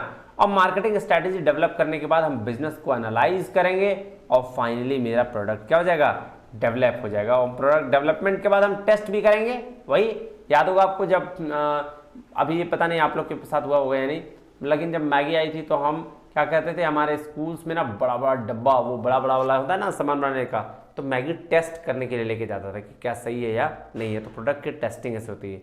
बहुत सारा चीज़ क्या होता है, एक के साथ दूसरा प्रोडक्ट दे देता है, लिखा होता है नॉट फॉर सेल, है ना। तो वो टेस्ट कर, उसको बोलते हैं टेस्ट मार्केटिंग। और फिर तब जाके हम कमर्शियलाइजेशन करेंगे। इसको याद रखिएगा, वेरी वेरी इंपॉर्टेंट है, आता ही आता है, ठीक है, क्वेश्चन आता ही आता है इससे। अब प्रोडक्ट लाइफ साइकिल की, प्रोडक्ट कोई भी एक प्रोडक्ट है उसकी लाइफ साइकिल होता है। मान लो एक हम ही आए हैं तो हम ही 60-70 साल तक रहेंगे, उसके बाद फिर अपने पता नहीं कहाँ चले जाएंगे, ठीक है ना, जला देगा, किसी को दफना देगा, बहुत सारे काम। तो उसी तरीके से कोई प्रोडक्ट जब आता है तो एक पहले लो स्टेज में होता है, फिर ग्रोथ होता है, फिर मैच्योरिटी और तब डिक्लाइन पे। तो इंट्रोडक्शन स्टेज, इसको लो स्टेज कहा गया है, ग्रोथ, फिर मैच्योरिटी और डिक्लाइन। अब देखो इससे ना सवाल पूछे जाते हैं कि इंट्रोडक्शन में क्या होगा, ग्रोथ में क्या, मैच्योरिटी में क्या, डिक्लाइन में क्या। अगर हम इंट्रोडक्शन स्टेज की बात करें तो यहाँ लो सेल्स होता है, बहुत कम सेल्स होगा, यहाँ पे हाई कॉस्ट पर कस्टमर होगा, क्योंकि भाई साहब सेल्स कम तो कॉस्ट ज़्यादा लगेगा ही, फाइनेंशियल लॉस भी होने के चांसेस है थोड़े बहुत। इनोवेटिव कस्टमर्स होंगे यहाँ पे बहुत जो नया नया चीज़ को अडॉप्ट करता है वही कस्टमर आपको देखेगा। जैसे अभी मैं नेट वाला भी भैया पढ़ा रहा हूँ तो बहुत कम लोग जान रहे हैं, जो जान रहे हैं वो इनोवेट कर रहे हैं, अब वो लोग 2.5% है ना। और उसके बाद क्या बोल रहा है, अगर बहुत कम कॉम्पिटिटर्स होंगे, आपके कॉम्पिटिटर्स कहाँ होंगे यार, कुछ जानेगा तभी ना कॉम्पिटिटर्स होगा जी। उसके बाद आता है ग्रोथ स्टेज, यहाँ पे आपकी क्या होगी, सेल्स बढ़ने लगेगी, कॉस्ट पर कस्टमर गिरने लगेगा, है ना, प्रॉफिट थोड़ा बढ़ने लगेगा, इंक्रीज करेगा number of customers, more competitors, यहाँ ज़्यादा कॉम्पिटिटर्स आने लगेंगे।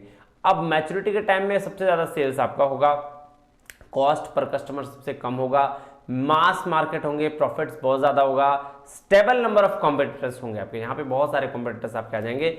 डिक्लाइनिंग स्टेज में फॉल्स करने लगेंगे आप, कॉस्ट पर कस्टमर लो हो जाएगा, प्रॉफिट क्या करेगा, फॉल करेगा, कस्टमर बेस कॉन्टैक्ट होगा, नंबर ऑफ कॉम्पिटिटर्स क्या करेंगे, फॉल करेंगे। तो ये बात ध्यान रखिएगा, इंट्रोडक्शन, ग्रोथ, मैच्योरिटी और डिक्लाइन, ये याद रखिएगा कि आप जब प्रोडक्ट बनाइएगा तो तुरंत नहीं बिकना चालू हो जाएगा, फिर धीरे धीरे बिकेगा, फिर ग्रोथ आएगा, फिर मैच्योरिटी, और फिर वो प्रोडक्ट कम होगा, और फिर कम होगा तो फिर हम नई तरीके से प्रोडक्ट बनाएंगे, है ना जी। तो यही बात याद रखना है। अब हम बात करें तो उसके बाद है प्राइसिंग डिसीजन की। Pricing decision one of the finest decision है। भाई साहब क्यों बोल रहे हो सर, क्योंकि प्राइस आपको बता देता है कि प्रोडक्ट आपका कैसा होगा, है ना। मान लो सस्ता प्रोडक्ट मिल रहा है तो क्या होगा सर, लोग बोलेगा कि खराब प्रोडक्ट है, लेकिन शुरुआत में हो सकता है वो अच्छा प्रोडक्ट भी सस्ता में दे सकता है। तो प्राइसिंग के बहुत सारे फैक्टर होते हैं, है ना। क्या कह रहा है, pricing is the process where the business set a price, it will sell its product and services and may be part of business marketing plan. तो ये मार्केटिंग, बिजनेस मार्केटिंग प्लान का ही होता है, ठीक है। और प्राइसिंग बोलते किसको हैं, तो सर प्राइसिंग कहने का मतलब होता है कि जब भी कोई मैन्युफैक्चरर प्रोडक्ट बनाता है उसके बिहाफ में उसको कितना पैसा मिलता है, वही हो गया प्राइसिंग। बात समझ रहे हो, तो उसको डिटरमाइन करना ही हम क्या कहते हैं, प्राइसिंग डिसीजंस कहते हैं। मैन्युफैक्चरर को कितना पैसा उसके क्या बोलते हैं बनाने में लग रहा है, ठीक है ना, या प्रोडक्ट देने के बाद लग रहा है, उसको बोलते हैं प्राइसिंग डिसीजन। ये बात ध्यान में रखिएगा। चलिए अगर हम बात करें फैक्टर इन्फ्लुएंसिंग प्राइसिंग से, कौन कौन से फैक्टर क्या करते हैं, इन्फ्लुएंस करते हैं प्राइस को, वेरी वेरी इंपॉर्टेंट है, पूछा जाता है क्वेश्चन में। तो दो फैक्टर होते हैं, एक इंटरनल और एक एक्सटर्नल। इंटरनल फैक्टर वो फैक्टर होते हैं जो आपके ऑर्गेनाइजेशन के अंदर वाले फैक्टर्स होते हैं और वो डिटरमाइन करना होते हैं। जैसे ऑर्गेनाइजेशन अगर बात करें इंटरनल फैक्टर की, तो सबसे पहला होता है ऑर्गेनाइजेशनल फैक्टर्स, मतलब दो मैनेजमेंट, क्या बोल रहा है, two management level decide the pricing policy. दो मैनेजमेंट लेवल होते हैं, एक तो होता है one is the price range policy and the policies are decided by the top level managers and the distinct price is fixed by the lower staff। तो ये दोनों बात समझ में रखिएगा कि दोनों ऑर्गेनाइजेशन के फैक्टर होते हैं, ऊपर वाले भी डिसाइड करते हैं और नीचे वाले भी, मैनेजर भी। फिर है मार्केटिंग मिक्स, चारों अदर मार्केटिंग मिक्स, मतलब प्रमोशन, प्लेस, प्रोडक्ट के हिसाब से भी प्राइस डिसाइड होता है। मान लो प्रोडक्ट बहुत बढ़िया है तो हाई प्राइस होगा, प्रोडक्ट थोड़ा मीडियम है तो उसी हिसाब से प्राइस डिसाइड करेंगे, और लो होगा तो बहुत सस्ता प्रोडक्ट होगा। प्रोडक्ट का डिफरेंशिएशन कितना अच्छा है, मतलब आपका प्रोडक्ट अदर से कितना डिफरेंशिएट है, उस बेस पर भी प्रोडक्ट का प्राइस डिसाइड होता है। फिर cost of the product, product का कॉस्ट कैसे पड़ रहा है उस हिसाब से भी प्रोडक्ट का डिसाइड होगा। एक्सटर्नल फैक्टर में होगा डिमांड, कि प्रोडक्ट की आपकी डिमांड कैसी होगी। अगर डिमांड ज़्यादा तो भाई साहब प्राइस भी ज़्यादा रखोगे, है ना, उस हिसाब से काम करेंगे। फिर कंपटीशन के हिसाब से वो भी फैक्टर होगा आपका प्राइस को डिसाइड करने का। सप्लाई कितना है ये भी फैक्टर आपके लिए होगा, ठीक है ना। कह रहा है steps in the setting price, price को सेट करने के लिए उसका स्टेप क्या है, याद रखिएगा बहुत बार पूछा गया है सेटिंग द प्राइस। कह रहा है सेटिंग द प्राइस ऑब्जेक्टिव्स, मतलब सबसे पहले हम प्राइस के ऑब्जेक्टिव को सेट करते हैं कि भैया मेरा ये उद्देश्य है प्राइस सेट करने का, हम सस्ता प्राइस बेचना चाहेंगे। मतलब क्यों बेचना चाहेंगे वो तो ठीक है, वो उसका अपना एक पर्पस, अपना एक ऑब्जेक्टिव बनाता है हर ऑर्गेनाइजेशन। उसके बाद हम डिमांड को क्या करेंगे, डिटरमाइन करेंगे कि भैया डिमांड क्या होना चाहिए। उसके बाद उस बेस पर कॉस्ट एस्टिमेट करेंगे, एनालाइज करेंगे कॉम्पिटिटर का प्राइसिंग को, भैया कॉम्पिटिटर कितना रखा है, क्योंकि अगर कॉम्पिटिटर 20 रखा है और सेम प्रोडक्ट आप 25 में बेच रहे हो तो नहीं बिकेगा, आपको 21 या 19 रखना पड़ेगा। चलो उसके बाद प्राइसिंग का मेथड सेलेक्ट करेंगे और फाइनल प्राइस हम डिसाइड कर देंगे। ये क्या है, प्राइस का आपका क्या है, स्टेप्स है। अब आ जाइए स्टेप्स, प्रोसेस, सेम चीज़ें, स्टेप्स या प्रोसेस बोलिए सेम चीज़ें, यही मैंने आपको बताया है ना, इस पर कोई दिक्कत वाली बात नहीं। अब देखो प्राइसिंग के मेथड्स कि कौन सा पूछे जाते हैं, बहुत सवाल पूछे जाते हैं इससे यार, बहुत एक दो नहीं, इससे बहुत सवाल पूछे जाते हैं। अब देखो प्राइसिंग के मेथड से कॉस्ट ओरिएंटेड प्राइसिंग और मार्केट ओरिएंटेड प्राइसिंग। देखो कॉस्ट प्राइसिंग में बात करें, कॉस्ट प्लस प्राइसिंग की, तो भैया कॉस्ट जितना होता है उसमें से हम अपने प्रॉफिट ऐड कर देते हैं, उस हिसाब से प्राइसिंग डिसाइड कर देते हैं। मार्केट प्राइसिंग भी सेम उसी तरह से होता है, इसमें हम थोड़ा एडिशनल प्राइस और ऐड करते हैं, डिस्काउंट, और फिर बाद में डिस्काउंट दे देते हैं। टारगेट रिटर्न प्राइसिंग भी वही होता है, जिसको हम लोग बोलते हैं कि टारगेट के हमारा रिटर्न कितना आएगा, उस बेस पर हम प्राइसिंग डिसाइड करते हैं। ये देखो आ जाओ। उसके बाद अगर हम बात करें मार्केट वैल्यू प्राइसिंग की, तो मार्केट वैल्यू प्राइसिंग में हम सबसे पहले परसीव्ड वैल्यू प्राइसिंग है। क्या कह रहा है, यहाँ मैन्युफैक्चरर डिसाइड करता है on the basis of customer का perception of goods and service taking into consideration all the elements. तो यहाँ कस्टमर के परसेप्शन के हिसाब से डिसाइड करता है कि कस्टमर कैसे परसीव कर रहा है चीज़ों को। उसके बाद है वैल्यू प्राइसिंग। वैल्यू प्राइसिंग मतलब बोल रहा है डिजाइन द लो, कह रहा है under this pricing method companies design low priced product and maintain high quality offering. तो लो प्राइस प्रोडक्ट पे हाई क्वालिटी ऑफरिंग देता है, इसको बोलते हैं वैल्यू प्राइसिंग। गोइंग रेट, जैसा चल रहा है प्राइसिंग का आसपास देखेंगे वैसा ही रखेंगे। Auction type pricing, auction type pricing मतलब कि ऑक्शन बोलते हैं ना, वो जो एलेक्स वगैरह पे आपको देखते हैं, ईबे क्विकर पे आपको जो प्राइसिंग दिया जाता है उसको बोलते हैं ऑक्शन टाइप प्राइसिंग। चलो उसके बाद है डिफरेंशियल प्राइसिंग। डिफरेंशियल प्राइसिंग मतलब अलग अलग प्राइस को अलग अलग टाइम पे अलग अलग कस्टमर से क्या करते हैं, चार्ज करते हैं, उसको बोलते हैं डिफरेंशियल प्राइसिंग। अब देखिए न्यू प्रोडक्ट प्राइसिंग स्ट्रेटेजी, ये क्या है, स्कीमिंग प्राइस, और एक होता है जी पेनिट्रेशन प्राइसिंग। स्कीमिंग प्राइसिंग का पॉलिसी होता है कि जब हाई, है ना, जब हाई चार्ज करते हैं, कब, ऐसा स्ट्रेटेजी जहां हम हाई प्राइस को सेट करते हैं ना, कब तक, लंबे समय के लिए, ठीक है, उसके बाद फिर धीरे धीरे कम कर देते हैं, उसको बोलते हैं जब भी कोई नया प्रोडक्ट बनाएंगे तो हम ज़्यादा प्राइस चार्ज करेंगे, उसको प्राइस स्कीमिंग कहेंगे।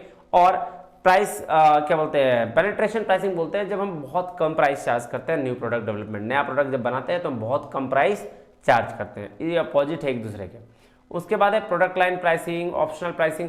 देखो ये बेसिक प्राइसिंग है स्ट्रेटेजी, इसमें दिमाग में लगाना है। प्रोडक्ट लाइन प्राइसिंग मतलब कह रहा है companies must set a price with entire product line, पूरा एंटायर प्रोडक्ट लाइन का क्या करता है, प्रोडक्ट आपका प्राइसिंग सेट करता है। ऑप्शनल प्राइसिंग, ये वाला प्राइस का रेट या ये वाला रेट, उसको बोलते हैं ऑप्शनल प्राइसिंग।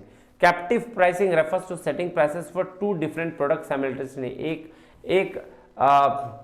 दो डिफरेंट प्रोडक्ट्स का क्या करते हैं, प्राइसिंग सेट करते हैं, कब, साइमल्टेनियसली, साथ साथ में। बाय प्रोडक्ट प्राइसिंग मतलब होता है एक प्रोडक्ट के साथ दूसरा प्रोडक्ट जो आ रहा है ना उसके प्राइसिंग के साथ डिसाइड करना। देखो क्या बोल रहा है, by products are often produce with the main product, main product के साथ क्या आता है, एक प्रोडक्ट आता है, उसको बोलते हैं क्या, बाय प्रोडक्ट प्राइसिंग। इसी तरीके से है, बस इतना ही याद करो यार, ज्यादा कितना करोगे। चलो अब है प्रमोशन डिसीजंस।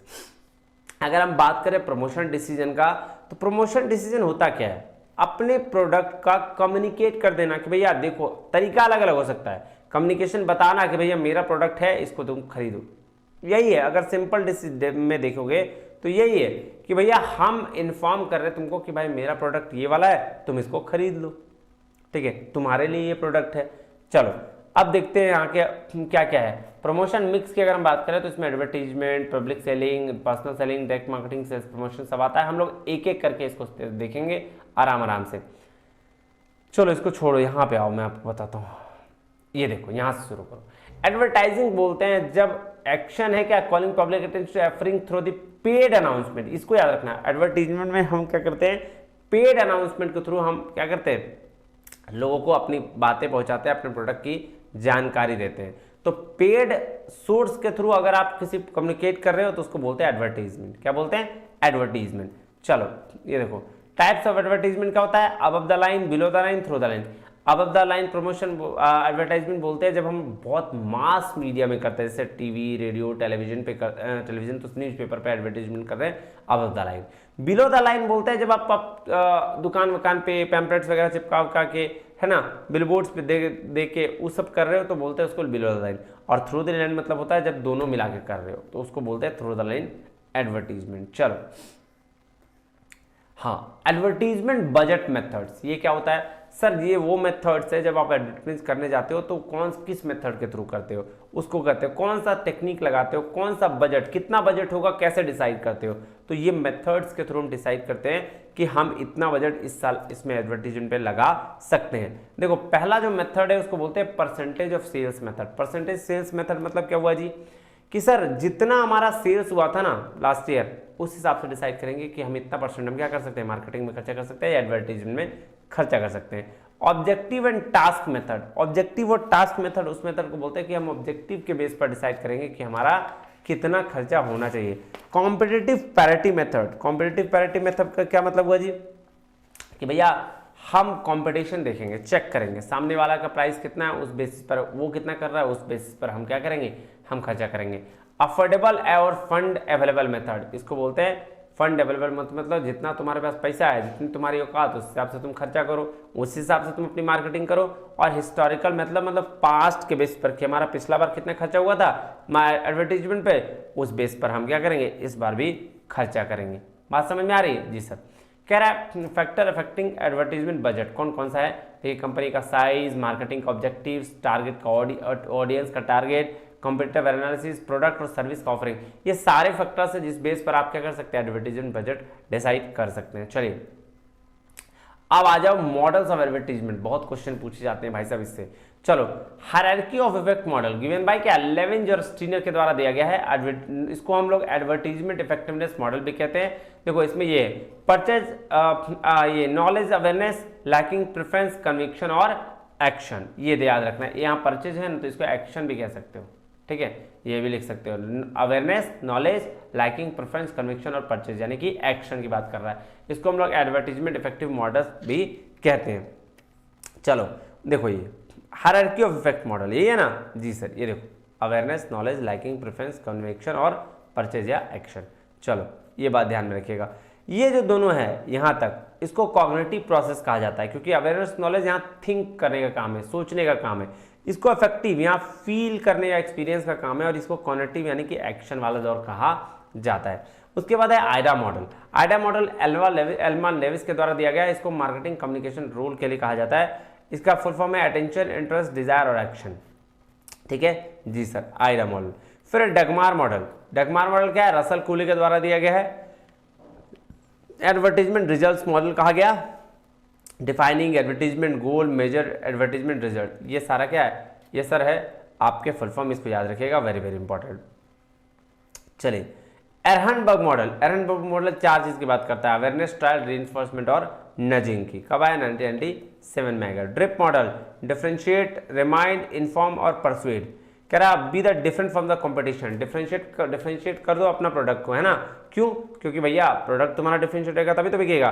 रिमाइंड करो कि हम लोग कौन है, क्या है और किस चीज के लिए स्टैंड कर रहे हैं। इन्फॉर्म करो कि क्या इसमें नया फीचर्स आया गया है, और परसुएट करो कि क्यों तुम्हारे लिए जरूरी है या सही है तुम्हारे लिए, ये बात बताओ। उसके बाद है सेल्स प्रमोशन। अब देखो सेल्स प्रमोशन, एडवर्टीजमेंट का सारा आपका मेथड और मॉडल्स खत्म हो गए, बहुत इंपॉर्टेंट है, पढ़ लीजिएगा। सेल्स प्रमोशन की अगर हम बात करें तो इंडिविजुअल बेसिस पर भी होता है ना जी सर, होलसेलर, रिटेलर, सब जगह कर सकते हैं जी सर। सेल्स प्रमोशन स्ट्रेटजीज को तीन ब्रॉड टाइप में डिवाइड किया गया है, एक बोलते हैं पुल, पुश और हाइब्रिड।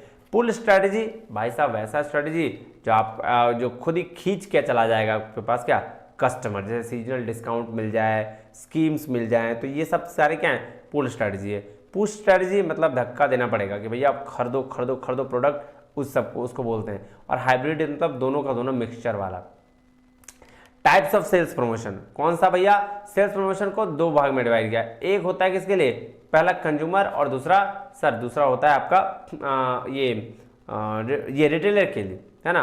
तो कह रहा है कंज्यूमर सेल्स प्रमोशन में क्या आ गया, free samples, gifts, discount, exchange scheme, finance scheme, shipping schemes, ये सारे स्कीम्स कंज्यूमर के लिए, बंडल डिस्काउंट्स, है ना।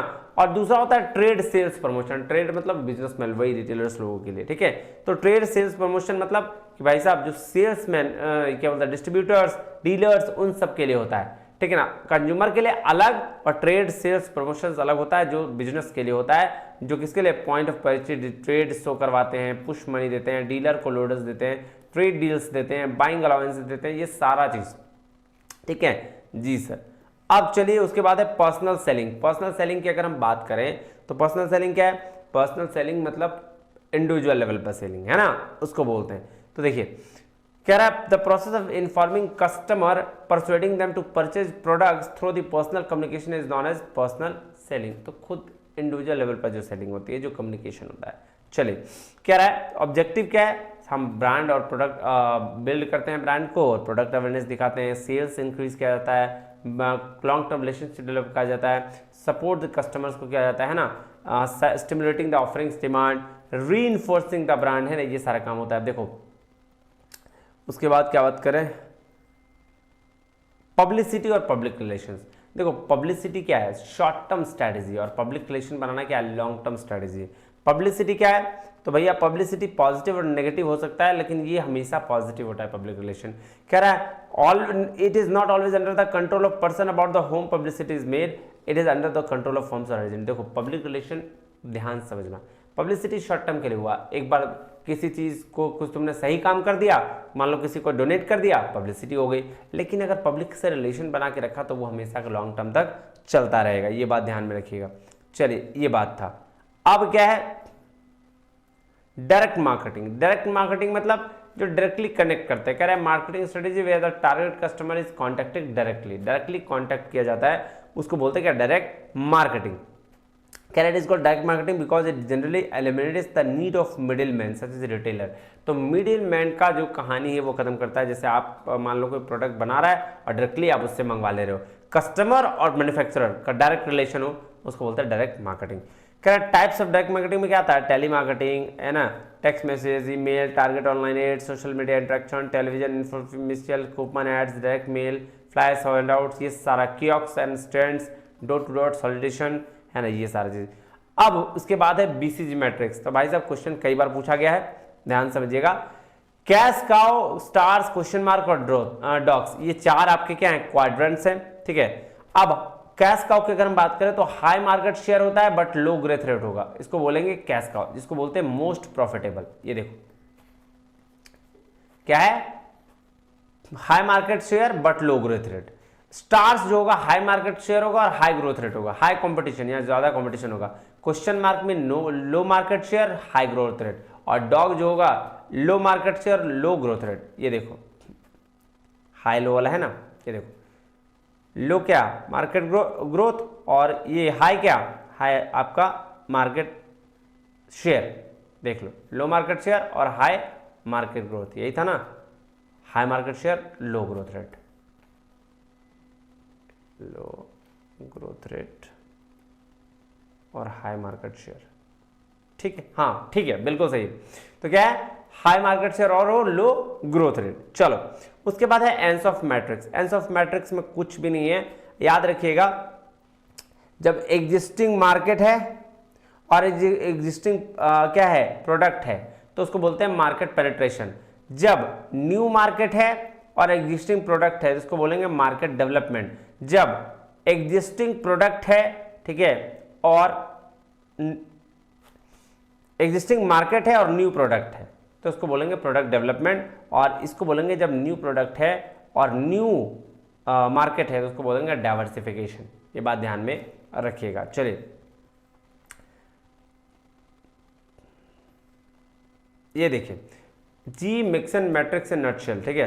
तो ये उन्होंने 3 तरह की बात की है कि इन्वेस्ट, प्रोटेक्ट और हार्वेस्ट, फिर लास्ट में डाइवेस्ट आ जाता है, ठीक है। यही बात है इसमें, इन्वेस्ट, प्रोटेक्ट और हार्वेस्ट, डाइवेस्ट।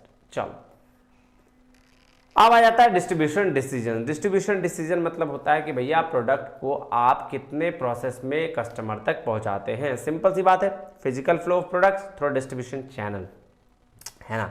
ये देखिए ये कैरेक्टरिस्टिक्स या एलिमेंट्स है, कौन सा पाथ होगा, कैसा फ्लो होगा, कंपोजिशन क्या होगी, फंक्शंस क्या होंगे, रेम्युनरेशन क्या होगा, ठीक है। चलो अगर functions in channel distribution helpful है प्राइस डिटर्मिनेशन में, मैनेज करता है फाइनेंस को, मेक प्रोसेस डिस्ट्रीब्यूशन इजी करने में है, प्रमोशनल एक्टिविटीज के थ्रू है, कम्युनिकेशन में हेल्प करता है ना, मैच करता है डिमांड एंड सप्लाई को, अदर फंक्शंस के लिए भी इंपॉर्टेंट है। ये देखो ये बड़ा इंपॉर्टेंट चीज है, इसको याद रखना।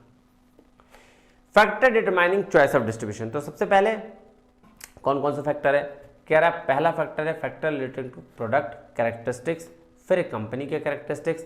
देखो क्या बोल रहा है ना, डिस्ट्रीब्यूशन चैनल कैसे डिसाइड करोगे, तो अगर प्रोडक्ट तुम्हारा कैसा है उस बेस पर तुम डिसाइड कर सकते हो कि भाई डिस्ट्रीब्यूशन चैनल मेरा कैसा होगा। छोटो एक बात सोचो कि अगर मेरा सब्जी का काम है तो क्या हम डिस्ट्रीब्यूशन चैनल बहुत बड़ा रखेंगे, क्या उसमें बहुत सारा होगा, या फिर हम लाएंगे और बेच देंगे कस्टमर तक डायरेक्ट, तो वो छोटा डिस्ट्रीब्यूशन चैनल होगा। लेकिन अगर मेरा कोई प्रोडक्ट ऐसा है जो डिस्ट्रीब्यूशन मतलब जो ड्यूरेबल गुड्स है, ज़्यादा दिन चलने वाला है, तो मेरा डिस्ट्रीब्यूशन चैनल बड़ा होगा, है ना जी सर।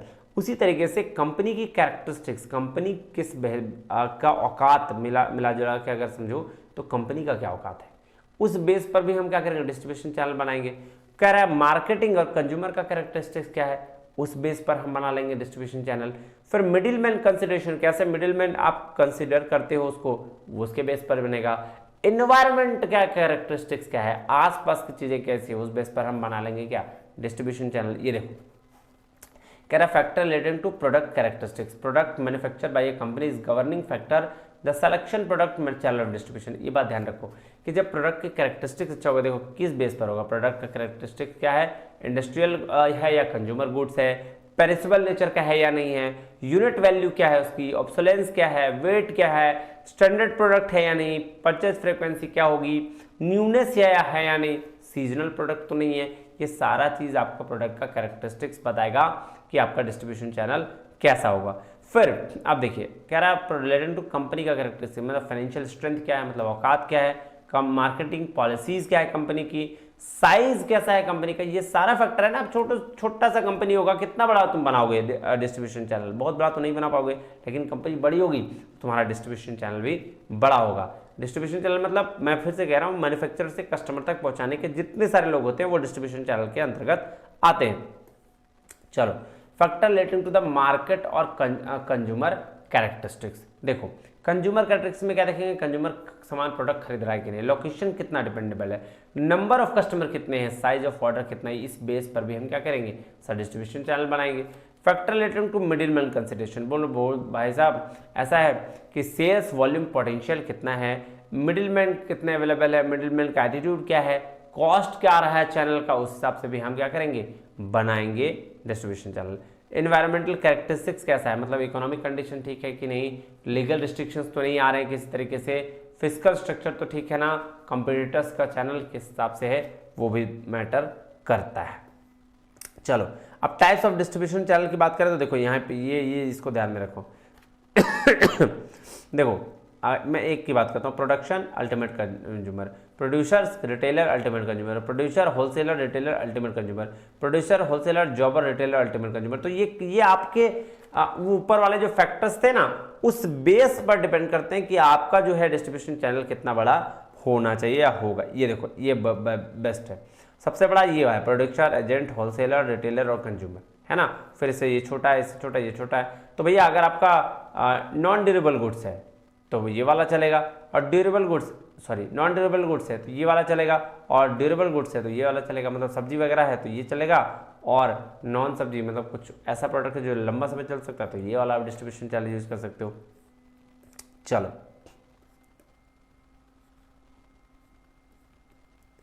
अब है डिस्ट्रीब्यूशन मेथड्स, ये वेरी वेरी इंपॉर्टेंट है। देखो डिस्ट्रीब्यूशन मेथड होता है ना, कि आप कैसे डिस्ट्रीब्यूट करते हो ना, उसको बोलते हैं डिस्ट्रीब्यूशन मेथड्स। क्या बोलते हैं? Distribution methods. 3 तरीके हैं। इंटेंसिव डिस्ट्रीब्यूशन होता है जहां पे मैन्युफैक्चरर डिस्ट्रीब्यूट करता है अपने प्रोडक्ट को बहुत सारे पॉसिबल में, इजीली अवेलेबल हो जाते हैं, उसको बोलते हैं क्या? Intensive distribution. ठीक है, उसी तरीके से उसके बाद जो डिस्ट्रीब्यूशन है सेलेक्टिव डिस्ट्रीब्यूशन होता है, जहां पे आपको प्रोडक्ट कुछ कुछ जगह पे मिलते हैं। सेलेक्टिव फ्यू आपके क्या होते हैं? लोकेशंस होते हैं, वहां पे आपको क्या है, देखो firm select some outlets to distribute a product, है ना, प्रोडक्ट को डिस्ट्रीब्यूट करने के लिए कुछ जगह पे आपका क्या जाता है। ठीक है, चलो उसके बाद है एक्सक्लूसिव। एक्सक्लूसिव डिस्ट्रीब्यूशन होता है मतलब फ्यू इंटरमीडिएट, बात ऐसे समझो ध्यान से। एक्सक्लूसिव डिस्ट्रीब्यूशन शोरूम जो होते हैं ना, शोरूम, जी सर, उसको बोलते हैं। कह रहा है usually one with more control, इसको ये ध्यान में रखिएगा, फ्यूअर इंटरमीडिएट होते हैं।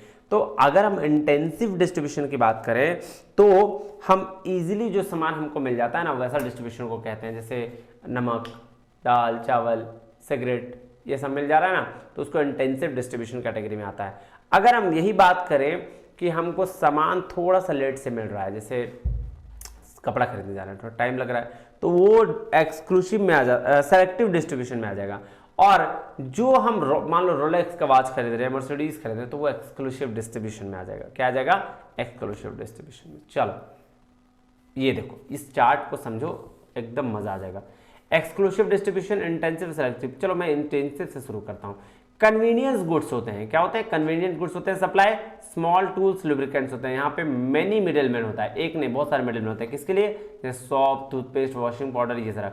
Convenience of purchase, wide availability, easy access, ये क्या है? इजीली परचेज कर सकते हो आप, तो इसको इंटेंसिव डिस्ट्रीब्यूशन कहा गया है। सेलेक्टिव डिस्ट्रीब्यूशन में स्पेशलिटी गुड्स होते हैं, स्पेयर एक्सेसरीज, यहाँ पे फ्यू आपके मिडिलमैन होते हैं, जैसे टीवी, ऑटो पार्ट्स, कंप्यूटर दिया गया है एग्जाम्पल में। प्रेस्टीजियस प्रोडक्ट्स होते हैं। ठीक है, अब बात करें एक्सक्लूसिव डिस्ट्रीब्यूशन की, तो इसको शॉपिंग गुड्स कहा गया, speciality goods, product requirement, installation. एक या इससे ज्यादा मिडिलमैन नहीं होते, एक या एक दो होंगे। Car, designer garments, designer jewellery, watches, ये क्या एक्सक्लूसिव डिस्ट्रीब्यूशन में आ गया। और यहाँ एश्योर्ड क्वालिटी पर्सनलाइज सर्विस होता है, यहाँ पे सर्विस आपको मिलेगा, बेटर नीड फुलफिलमेंट होता है। ध्यान में समझ में आ गया? ये देखो, distribution through the reasonable outlet available, intensive, multiple but not outlet in the market, pharma, frozen food, selective, exclusive, maybe one or maybe only one outlet in a market, car dealers। आ जाओ जी, चलो अब है channel conflict. भाई साहब, channel conflict कहने का क्या मतलब हुआ? चैनल कॉन्फ्लिक्ट कहने का मतलब हुआ कि अगर आपका डिस्ट्रीब्यूशन सिस्टम है तो वो चैनल जो है उसके बीच में झगड़ा हो जाना। किसके बीच में? Retailer, wholesaler, wholesaler manufacturer, manufacturer से रिटेलर के बीच में अगर कोई झगड़ा हुआ तो उसको हम लोग क्या बोलते हैं? उसको बोलते हैं अ चैनल कॉन्फ्लिक्ट। बात समझ में आ गया? जी सर। चलिए अब types of channel conflict. Vertical channel conflict, horizontal और multi level. Vertical channel conflict बोलते हैं जो जब अलग अलग लेवल पे सेम चैनल होता है। ठीक है, अलग अलग लेवल पे सेम चैनल के अंदर होगा तो उसको बोलेंगे क्या? वर्टिकल। जैसे एक प्रोड्यूसर है, ठीक है, same channel different level, producer का या फिर मैन्युफैक्चरर का होलसेलर के साथ हो जाए। हॉरिजॉन्टल चैनल कॉन्फ्लिक्ट मतलब सेम लेवल पे सेम चैनल में हो जाए। कैसे?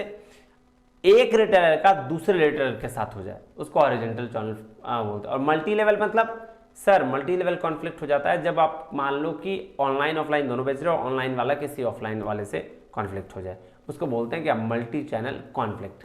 चलो बेस है। कॉजेज ऑफ कॉन्फ्लिक्ट, भाई साहब झगड़ा क्यों होता है? ठीक है, अलग अलग गोल्स हो सकते हैं, इस वजह से रोल एम्बिग्युइटी हो सकता है, इस वजह से स्ट्रैटेजी का अप्रोच अलग होगा, किसी का प्रॉफिट ज्यादा कमाना पर्पस होगा, किसी का कम, तो कोई कम में सामान बेच देगा तो झगड़ा हो जाएगा, है ना। रेसिस्टेंस टू चेंज, बदलाव के कारण, है ना। Different views of market, market का अलग अलग व्यूज होगा।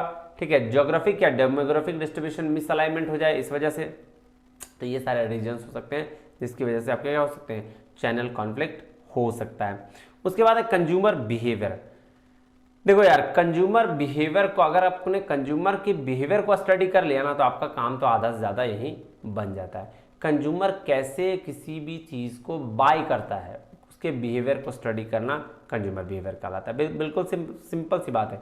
कंज्यूमर कैसा काम करता है, कैसी चीज़ों को खरीदता है, कौन सा प्रोडक्ट खरीदता है, कौन सा नहीं खरीदता है, किसको छाट देता है, ये सारा काम कंज्यूमर बिहेवियर में आता है।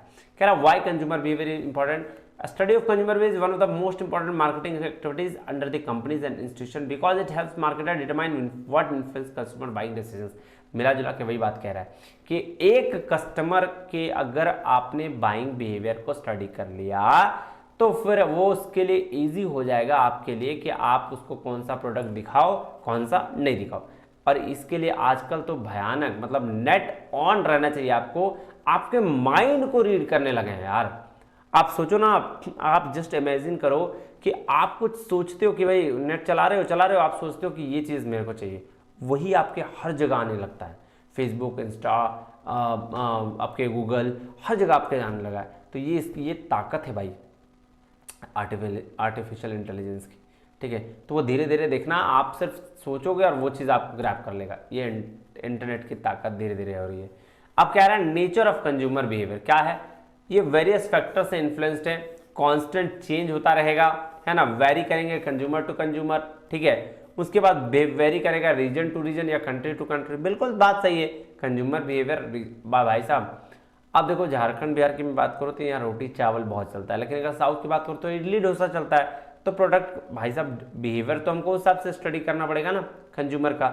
जी सर, चलो इन्फॉर्मेशन और consumer behaviour is important for the market, ये बात बिल्कुल सही है। कंज्यूमर बिहेवियर का इंपॉर्टेंट है, ये मार्केटर्स के कोई तो पता चलना चाहिए ना कंज्यूमर बिहेवियर, तभी तो वो मार्केट की स्टडी करके प्रोडक्ट बनाएंगे, वो सारा काम करेंगे और इस बेस पर परचेज डिसीजन हो जाता है, ठीक है। इंप्रूव करता है standard of living, status reflect करता है। ये देखो बाइंग डिसीजन का स्टेप क्या है कि सबसे पहले हम अवेयरनेस का नीड करते हैं, फिर इंफॉर्मेशन सर्च करते हैं, इवेल्युएट करते हैं अल्टरनेटिव को, परचेज डिसीजन और उसके बाद पोस्ट परचेज।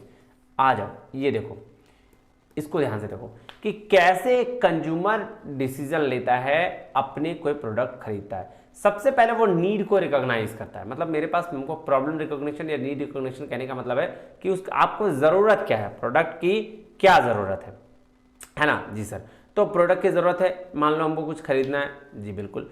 उसके बाद उसके बारे में हम सर्च करते हैं कि भैया ये प्रोडक्ट है तो ये कौन सा प्रोडक्ट अच्छा है, ये प्रोडक्ट अच्छा है।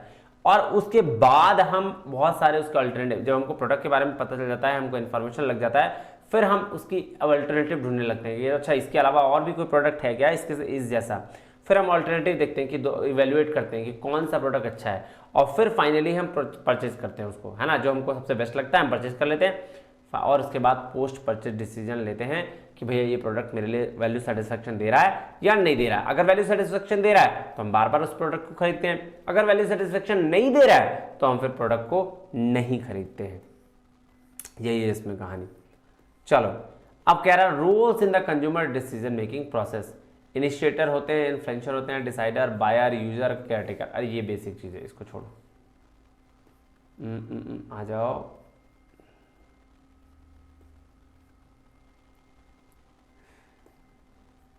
इसको ध्यान में रखो। कंज्यूमर, ये देखो फैक्टर्स अफेक्टिंग कंज्यूमर बिहेवियर, कौन कौन से फैक्टर जो है कंज्यूमर बिहेवियर को अफेक्ट करते हैं। 4 तरह के फैक्टर है, cultural factor, social factor, personal factor और साइकोलॉजिकल फैक्टर्स। अगर हम कल्चरल फैक्टर्स की बात करें तो कल्चरल फैक्टर में सब कल्चर, सोशल क्लास, ये सारे चीज़ देखे जाते हैं। अगर हम सोशल फैक्टर्स की बात करें तो family, reference group, ideas, status, ये सारी चीज़ें देखी जाती है। पर्सनल फैक्टर्स की बात करें तो एज क्या, क्लाइमेट क्या, लाइफ स्टाइल, है ना, ऑक्यूपेशन क्या, इकोनॉमिक क्या, सर्कमस्टांसेस क्या, लाइफस्टाइल क्या, सेल्फ कॉन्सेप्ट क्या, जेंडर क्या, एजुकेशन के बेस पर ही सारे फैक्टर्स होते हैं। मोटिवेशन, परसेप्शन, लर्निंग, बिलीव और एटीट्यूड, ये साइकोलॉजिकल फैक्टर्स होते हैं। तो ये कंज्यूमर बिहेवियर के क्या है, फैक्टर्स है जो इन्फ्लुएंस करते हैं। मॉडल्स ऑफ कंज्यूमर बिहेवियर भाई साहब वेरी वेरी इंपॉर्टेंट है, कंज्यूमर बिहेवियर के मॉडल्स। ये देखो traditional model of consumer behaviour और कंटेम्प्रेरी मॉडल। ट्रेडिशनल मॉडल में 4 मॉडल है, learning model, psychological model, sociological model, economic model. और अगर बात करें कंटेम्प्रेरी मॉडल, जिसको हम लोग मॉडर्न मॉडल भी कहते हैं, इसमें है Engel Kollat Blackwell model, black box model, Hobbesian model, Howard Sheth model, Nicosia model और पाउलोलियन मॉडल। इतने सारे मॉडल्स आपके पास हैं।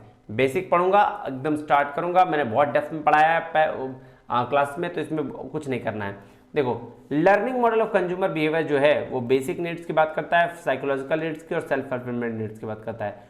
फिर ये तो आपका मास्लो वाला नीड है ना। जी sir, physiological need, safety need, belongingness, system और सेल्फ, ये तो मास्लो की नीड की थ्योरी है भाई और कुछ नहीं है। ये देखो मास्लो की नीड हायरार्की ऑफ नीड्स, है ना जी।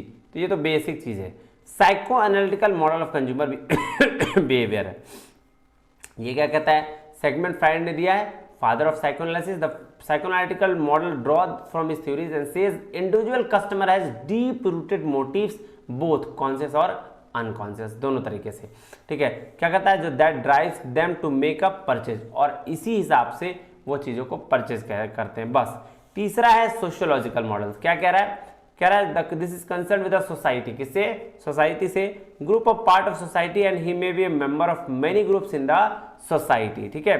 ये कह रहा है check out ad from Nike, Nike का एड देखिएगा, they are selling this to the undefined group of people who like to run, ठीक है, claiming that it will improve their speed and help them find. देखो ये क्या हो गया, ये सोशियोलॉजिकल क्या है, मॉडल है कंज्यूमर बिहेवियर का, जहां पे वो बोल रहा है, आप नाइकी के ऐड को देखिएगा जो वो जिसमें ये कंज्यूम करते हैं, और ये क्या क्लेम करते हैं कि वो उन्हीं के लिए जूते बनाते हैं जो दौड़ते हैं, है ना, दौड़ने वाले लोगों के लिए। फिर economic model of consumer behaviour, ये बात करता है प्राइस इफेक्ट, सब्स्टिट्यूशन इफेक्ट और इनकम इफेक्ट की। फिर एक consumer behaviour models, input process output model, ये चार चीजें क्या है, इनपुट प्रोसेस आउटपुट की बात करता है। उसके बाद बात करते हैं एंजल कोलार्ड ब्लैकबर्ड मॉडल, जिसको हम मॉडर्न मॉडल भी कहते हैं। ये देखो, ये बात करता है input, information processing, decision process और एक्सटर्नल और इंटरनल का। ये देखो, information input, information processing, decision process stage और वेरिएबल इन्फ्लुएंस डिसीजन प्रोसेस। हाँ, ईकेबी मॉडल यही सेम चीज है, इंफॉर्मेशन, ये पांच की बात करना। अब देखो, इंफॉर्मेशन इनपुट की बात करें तो ये क्या इनपुट ले रहे हो, और उसके बाद आउटपुट कैसे निकलेगा, तो भाई इंफॉर्मेशन का प्रोसेसिंग लेंगे जिसमें हम ये सारा स्टेप फॉलो करेंगे, उस बेस पर डिसीजन प्रोसेस होगा, फिर डिसीजन वेरिएबल्स चेक करेंगे और उसी तरह से एक्सटर्नल वेक्टर्स की बात हम करते हैं। तो ये ईकेबी मॉडल कुछ नहीं है, इनपुट लो आउटपुट कर दो, उसकी बात कर रहा है वो। अब देखो यहाँ black box model, black box model में भी क्या बोला, जो ब्लैक बॉक्स में है इसी की बात कर रहा है इसने। क्या कर रहा है, देखो बायर कैरेक्टरिस्टिक्स क्या है, attitude, motivation, perception, personality, lifestyle और नॉलेज, है ना।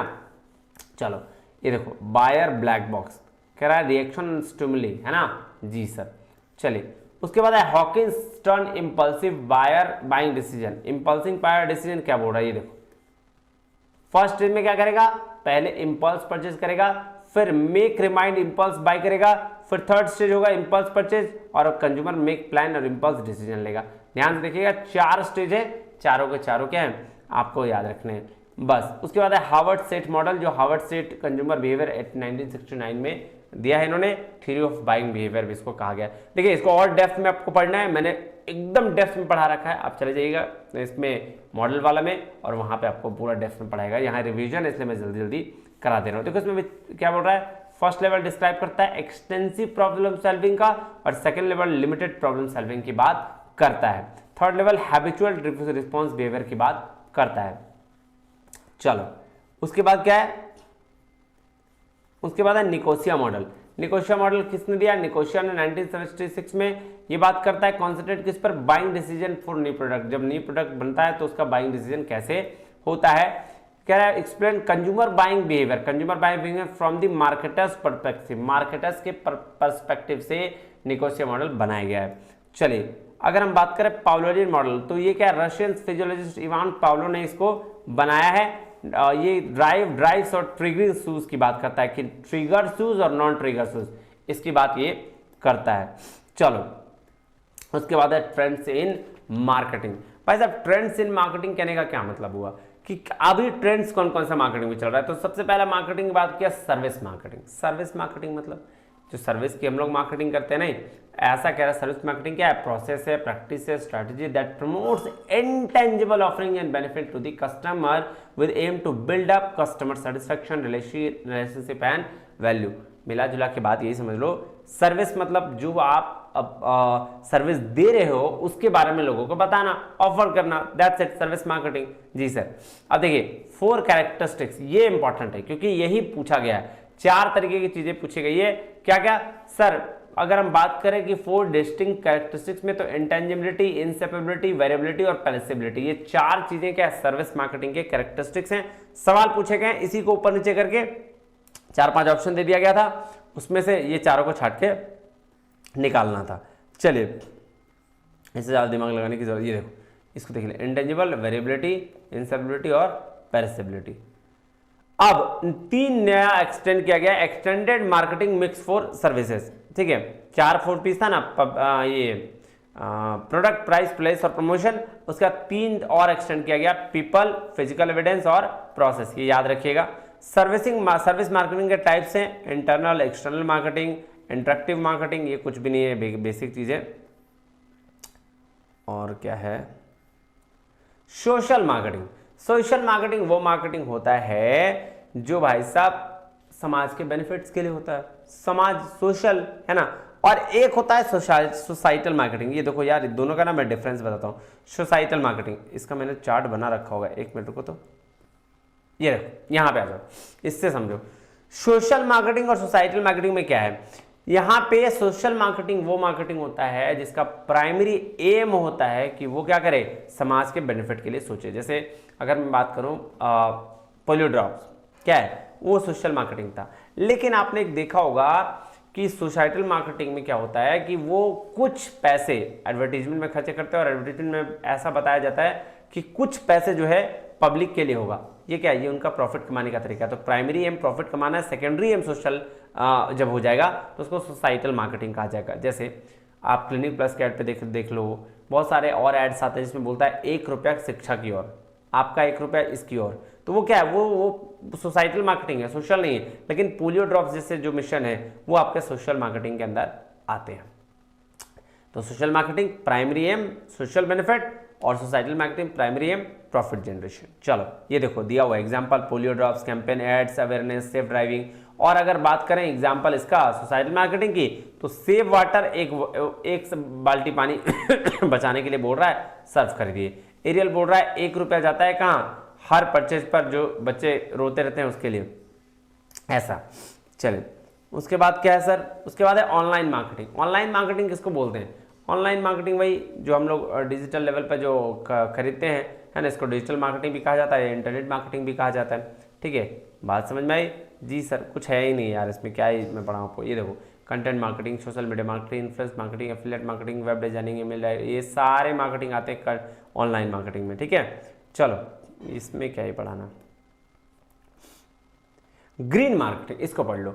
ग्रीन मार्केटिंग क्या कहता है, प्योरिटी को इंडिकेट करता है। मतलब यहाँ पे ना देखो धोखा भी बहुत होता है, ग्रीन कलर का दिखा दिया, छाप दिया, बोल दिया ग्रीन मार्केटिंग। नहीं, ग्रीन मार्केटिंग मतलब होता है प्योर, जिसमें एयर क्वालिटी जो होना चाहिए वो सही होना चाहिए, फेयर होता है ना, ये सारा कह रहा है। Green advertising means advertising without adverse impact of society, इसमें कहीं भी गलत इंपैक्ट नहीं होना चाहिए सोसाइटी पे, उसको बोलते हैं green message. Means matured, neutral facts, free from agitation और ambiguity. Green marketing is highly debated topic for बोल रहा भाई साहब, ग्रीन सिर्फ दिखा के हरा कलर का प्लास्टिक छाप दो और बेच दो, वो नहीं। ग्रीन मार्केटिंग प्योर होना चाहिए, कोई इसमें मिलावट वाली बात नहीं होना चाहिए। ठीक है ना, इन्वायरमेंटली सेफ होना चाहिए, इन्वायरमेंट के लिए वो क्या होना चाहिए, सेफ होना चाहिए। मैंने दिया हुआ ये देखो क्या कह रहा है, need for it helps reduce in environmental damage, environmental को डैमेज को सही करने में ये आपका हेल्प करता है, इंप्रूव करता है कंपनी का इमेज और sales of the product. Best example क्या है, सीएफसी फ्री। देखो अभी जो बना रहा है वर्लपूल, जो बना रहा है CFC free, chlorofluorocarbon free refrigerator बना रहे हैं, एलईडी बल्ब्स जो आ रहे हैं, सीएनजी यूज्ड व्हीकल्स जो है, ये सारे ग्रीन मार्केटिंग के एग्जाम्पल हैं। उसी तरह से डायरेक्ट मार्केटिंग है सर। डायरेक्ट मार्केटिंग तो मैंने बताया आपको, जो कस्टमर से, जो मैन्युफैक्चरर का डायरेक्ट कस्टमर तक पहुंचना डायरेक्ट मार्केटिंग का पार्ट होता है, जिसमें आपको ब्रोशर्स, कैटलॉग्स, फिल्टर्स, ये सारी चीजें आती है। ये तो मैंने ऑलरेडी डिस्कस करा दिया है। Face to face marketing, door to door marketing, kiosk marketing, leaflet handouts, telemarketing, email marketing, सारे चीजें यार ईमेल के थ्रू आप तक कोई इन्फॉर्मेशन पहुंच रही है, email marketing, telemarketing call के थ्रू, लीफलेट हैंडआउट्स के थ्रू आपको अगर कुछ कम्युनिकेट किया जाता है, लीफलेट मार्केटिंग, कियोस्क मतलब वो छाता वाला छतरी वाला बना होता है ना, उसको बोलते हैं। तो ये सारी चीजें हैं, इसमें कुछ नहीं है। उसके बाद है रूरल मार्केटिंग। ये देखो रूरल मार्केटिंग थोड़ा समझो। रूरल मार्केटिंग कहने का मतलब है गांव में चीजों को बेचना, अर्बन टू रूरल या रूरल टू अर्बन। अगर एग्रीकल्चर सप्लाई गांव से शहर में आ रहे हैं, ठीक है, और वहां चीजें आपको बिक रही है, तो उसको बोलते हैं रूरल टू अर्बन। और अर्बन टू रूरल मतलब एफएमसीजी गुड्स जो है वो गांव में जाके बिक रहे हैं, उसको बोलते हैं। ये दोनों क्या है, ये दोनों रूरल मार्केटिंग के अंतर्गत भी आते हैं। चलो फ्रीबी मार्केटिंग। फ्रीबी मार्केटिंग क्या होता है, कि भैया एक सामान के साथ दूसरा फ्री, ये देखो ऐसे आते हैं ना, ऐसे बहुत सारे प्रोडक्ट आते हैं, एक के साथ दूसरा फ्री, या फिर ये इस पैक के साथ एक ग्लास फ्री, है ना, इसको बोलते हैं फ्रीबी मार्केटिंग। क्या बोलते हैं? Freebie marketing. इनबाउंड और आउटबाउंड मार्केटिंग। इनबाउंड मार्केटिंग बोला जाता है जब हम मैन्युफैक्चर जहां से बनता है वहां से चीजों को कहां तक कर ले जाते हैं, ये प्रोडक्ट तक, और उसको बोलते हैं क्या, सॉरी प्रोडक्ट बोल रहा हूं, मैन्युफैक्चरिंग यूनिट से जहां बनता है रॉ मटेरियल से लेकर मैन्युफैक्चरिंग तक लेके जाना, उसको बोलते हैं इनबाउंड मार्केटिंग, है ना। और मैन्युफैक्चरिंग प्रोडक्ट तैयार होने के बाद मार्केट कस्टमर तक पहुंचना, वो आउटबाउंड मार्केटिंग बोलता है। देखो परमिसिव होता है, इंटरप्टिव होता है, ये इसमें पुल टैक्टिक्स यूज करते हैं इनबाउंड में, और इसमें पुश टैक्टिक्स यूज किया जाता है। क्या है? ठीक है, ये देखो search engine, referral, social media, ये क्या है? ये सर है इनबाउंड मार्केटिंग। और ये print ad, TV ads, radio telemarketing, ये क्या है सर? Outbound marketing. देखो बुज मार्केटिंग क्या है? बुज मार्केटिंग बोल रहा है एक स्ट्रैटेजी है जो बुज या एक्साइटमेंट क्रिएट करता है, किसमें? मार्केटिंग में, उसको बोला गया बुज मार्केटिंग। हाँ जी, उसके साथ साथ है लॉजिस्टिक मैनेजमेंट। अब लॉजिस्टिक मैनेजमेंट क्या है? ये सप्लाई चेन प्रोसेस का क्या है? पार्ट होता है, जो किसके लिए? जो प्लान्स करता है, इंप्लीमेंट करता है, कंट्रोल एफिशिएंट तरीके से, और स्टोरेज ऑफ गुड्स, सर्विस और related information from the point of origin of the point and consumption to meet the requirements. देखो यार, बेसिक से लॉजिस्टिक मैनेजमेंट मतलब सामान उठा के लेके जाना, ठीक है? सामान कहाँ से उठाना, कहाँ तक लेके जाना, उसको बोलते हैं लॉजिस्टिक मैनेजमेंट। बात समझ में आ रही है? जैसे गाड़ी वाला जो लेके जाता है ना, आप देखते हो मिल्क वाला जो है, सुधा मिल्क, बहुत सारे मिल्क है, आपके एरिया के बहुत सारे मिल्क होंगे, वो उठाते हैं सामान को एक जगह से दूसरी जगह सप्लाई करते हैं, तो क्या है? ये लॉजिस्टिक मैनेजमेंट उसी को बोलते हैं, ठीक है जी सर। अब देखो इनबाउंड लॉजिस्टिक्स और आउटबाउंड लॉजिस्टिक्स क्या होता है? क्या रहा है? which is concerned with a smooth and cost effective inflow of material other inputs that are needed in manufacturing process from supplier to the plant। Supplier से प्लांट तक की जो लॉजिस्टिक होती है, ठीक है, उसको बोलते हैं इनबाउंड लॉजिस्टिक। और आउटबाउंड लॉजिस्टिक उसको बोलते हैं जो हम फिजिकल डिस्ट्रीब्यूशन मैनेजमेंट कहा जाता है, या सप्लाई चेन मैनेज करते हैं। आउटबाउंड मतलब जो यहां तक सप्लायर के बाद है ना, सप्लायर से प्लांट के बाद, प्लांट में प्रोडक्ट बना, प्लांट से फिर चले जाओ कहां? आप कस्टमर तक, उसको बोलते हैं आउटबाउंड लॉजिस्टिक। देखो यार यहाँ ये देखो बेस्ट आपके पास है, लॉजिस्टिक है इनबाउंड आउटबाउंड। अब sources of supply, raw material मंगाया, प्लांट तक पहुंचा, यहां तक, ये हो गया इनबाउंड लॉजिस्टिक। और प्लांट से प्रोडक्ट बना और कस्टमर तक पहुंचा, इसको बोलते हैं आउटबाउंड लॉजिस्टिक। बेस्ट चार्ट है एकदम, क्या है? Best chart. चलो और क्या है? और कुछ भी इसमें नहीं है, बस इतना ही पढ़ो, इससे ज्यादा कुछ है भी नहीं। ये सॉरी एक ये भी है, typical model of logistic management. ये देखो प्राइमरी एक्टिविटीज और सपोर्टिंग एक्टिविटीज, क्वेश्चन बहुत पूछा गया इससे, है ना। ये प्राइमरी वैल्यू चेन, पोर्टर का वैल्यू चेन मॉडल बोलते हैं इसको। देखो इनबाउंड में क्या क्या है? इनबाउंड लॉजिस्टिक्स आ जाएगा, ऑपरेशंस आ जाएगा, मार्केटिंग आ जाएगा, प्राइमरी एक्टिविटीज में वेयर हाउसिंग में आ जाएगा, और कस्टमर सर्विस आ जाएगा। और अगर सपोर्टिंग एक्टिविटीज की बात करें तो procurement, organizational structure, human resource management और ऑर्गेनाइजेशनल इंफ्रास्ट्रक्चर, ये सारी तो ये पूछा जाता है बेसिकली। क्या करता है? पूछा जाता है। ये देखो प्राइमरी एक्टिविटीज में क्या है? Inbound logistics, manufacturing operations, outbound logistics, marketing, sales और सर्विसेज, ये आ जाएगा प्राइमरी एक्टिविटीज में। और सपोर्टिंग में आ जाएगा ये सारा, ये देखो कहाँ? Procurement, technology development, human resource development और इंफ्रास्ट्रक्चर, ये सपोर्टिंग एक्टिविटीज में आ जाएगा। यही है, ये पोर्टर वैल्यू चेन मॉडल है। क्या है? पोर्टर वैल्यू चेन मॉडल, ठीक है। तो देखो मार्केटिंग का ऑलमोस्ट सब ये कवर हो गया है, इसमें कुछ खास हिस्सा नहीं है, बड़े मजेदार चीजें मार्केटिंग, है ना। तो ऑलमोस्ट सब टॉपिक्स कवर कर लिया है। फिर भी आप जैसे बहुत सारे टॉपिक को छूट गए हैं तो टेंशन लेने की जरूरत नहीं है, एक बार फिर से आप अपना रिवीजन करिएगा, ये बुक को देख लीजिएगा, ठीक है, और आपका काम बन जाएगा, ठीक है जी। चलिए, मैंने मोस्ट इंपॉर्टेंट टॉपिक्स मैंने करा दिए है ना जी। चलिए तो मिलते हैं अगले वीडियो में, तब तक के लिए बहुत बहुत धन्यवाद, थैंक यू वेरी मच, जय हिंद।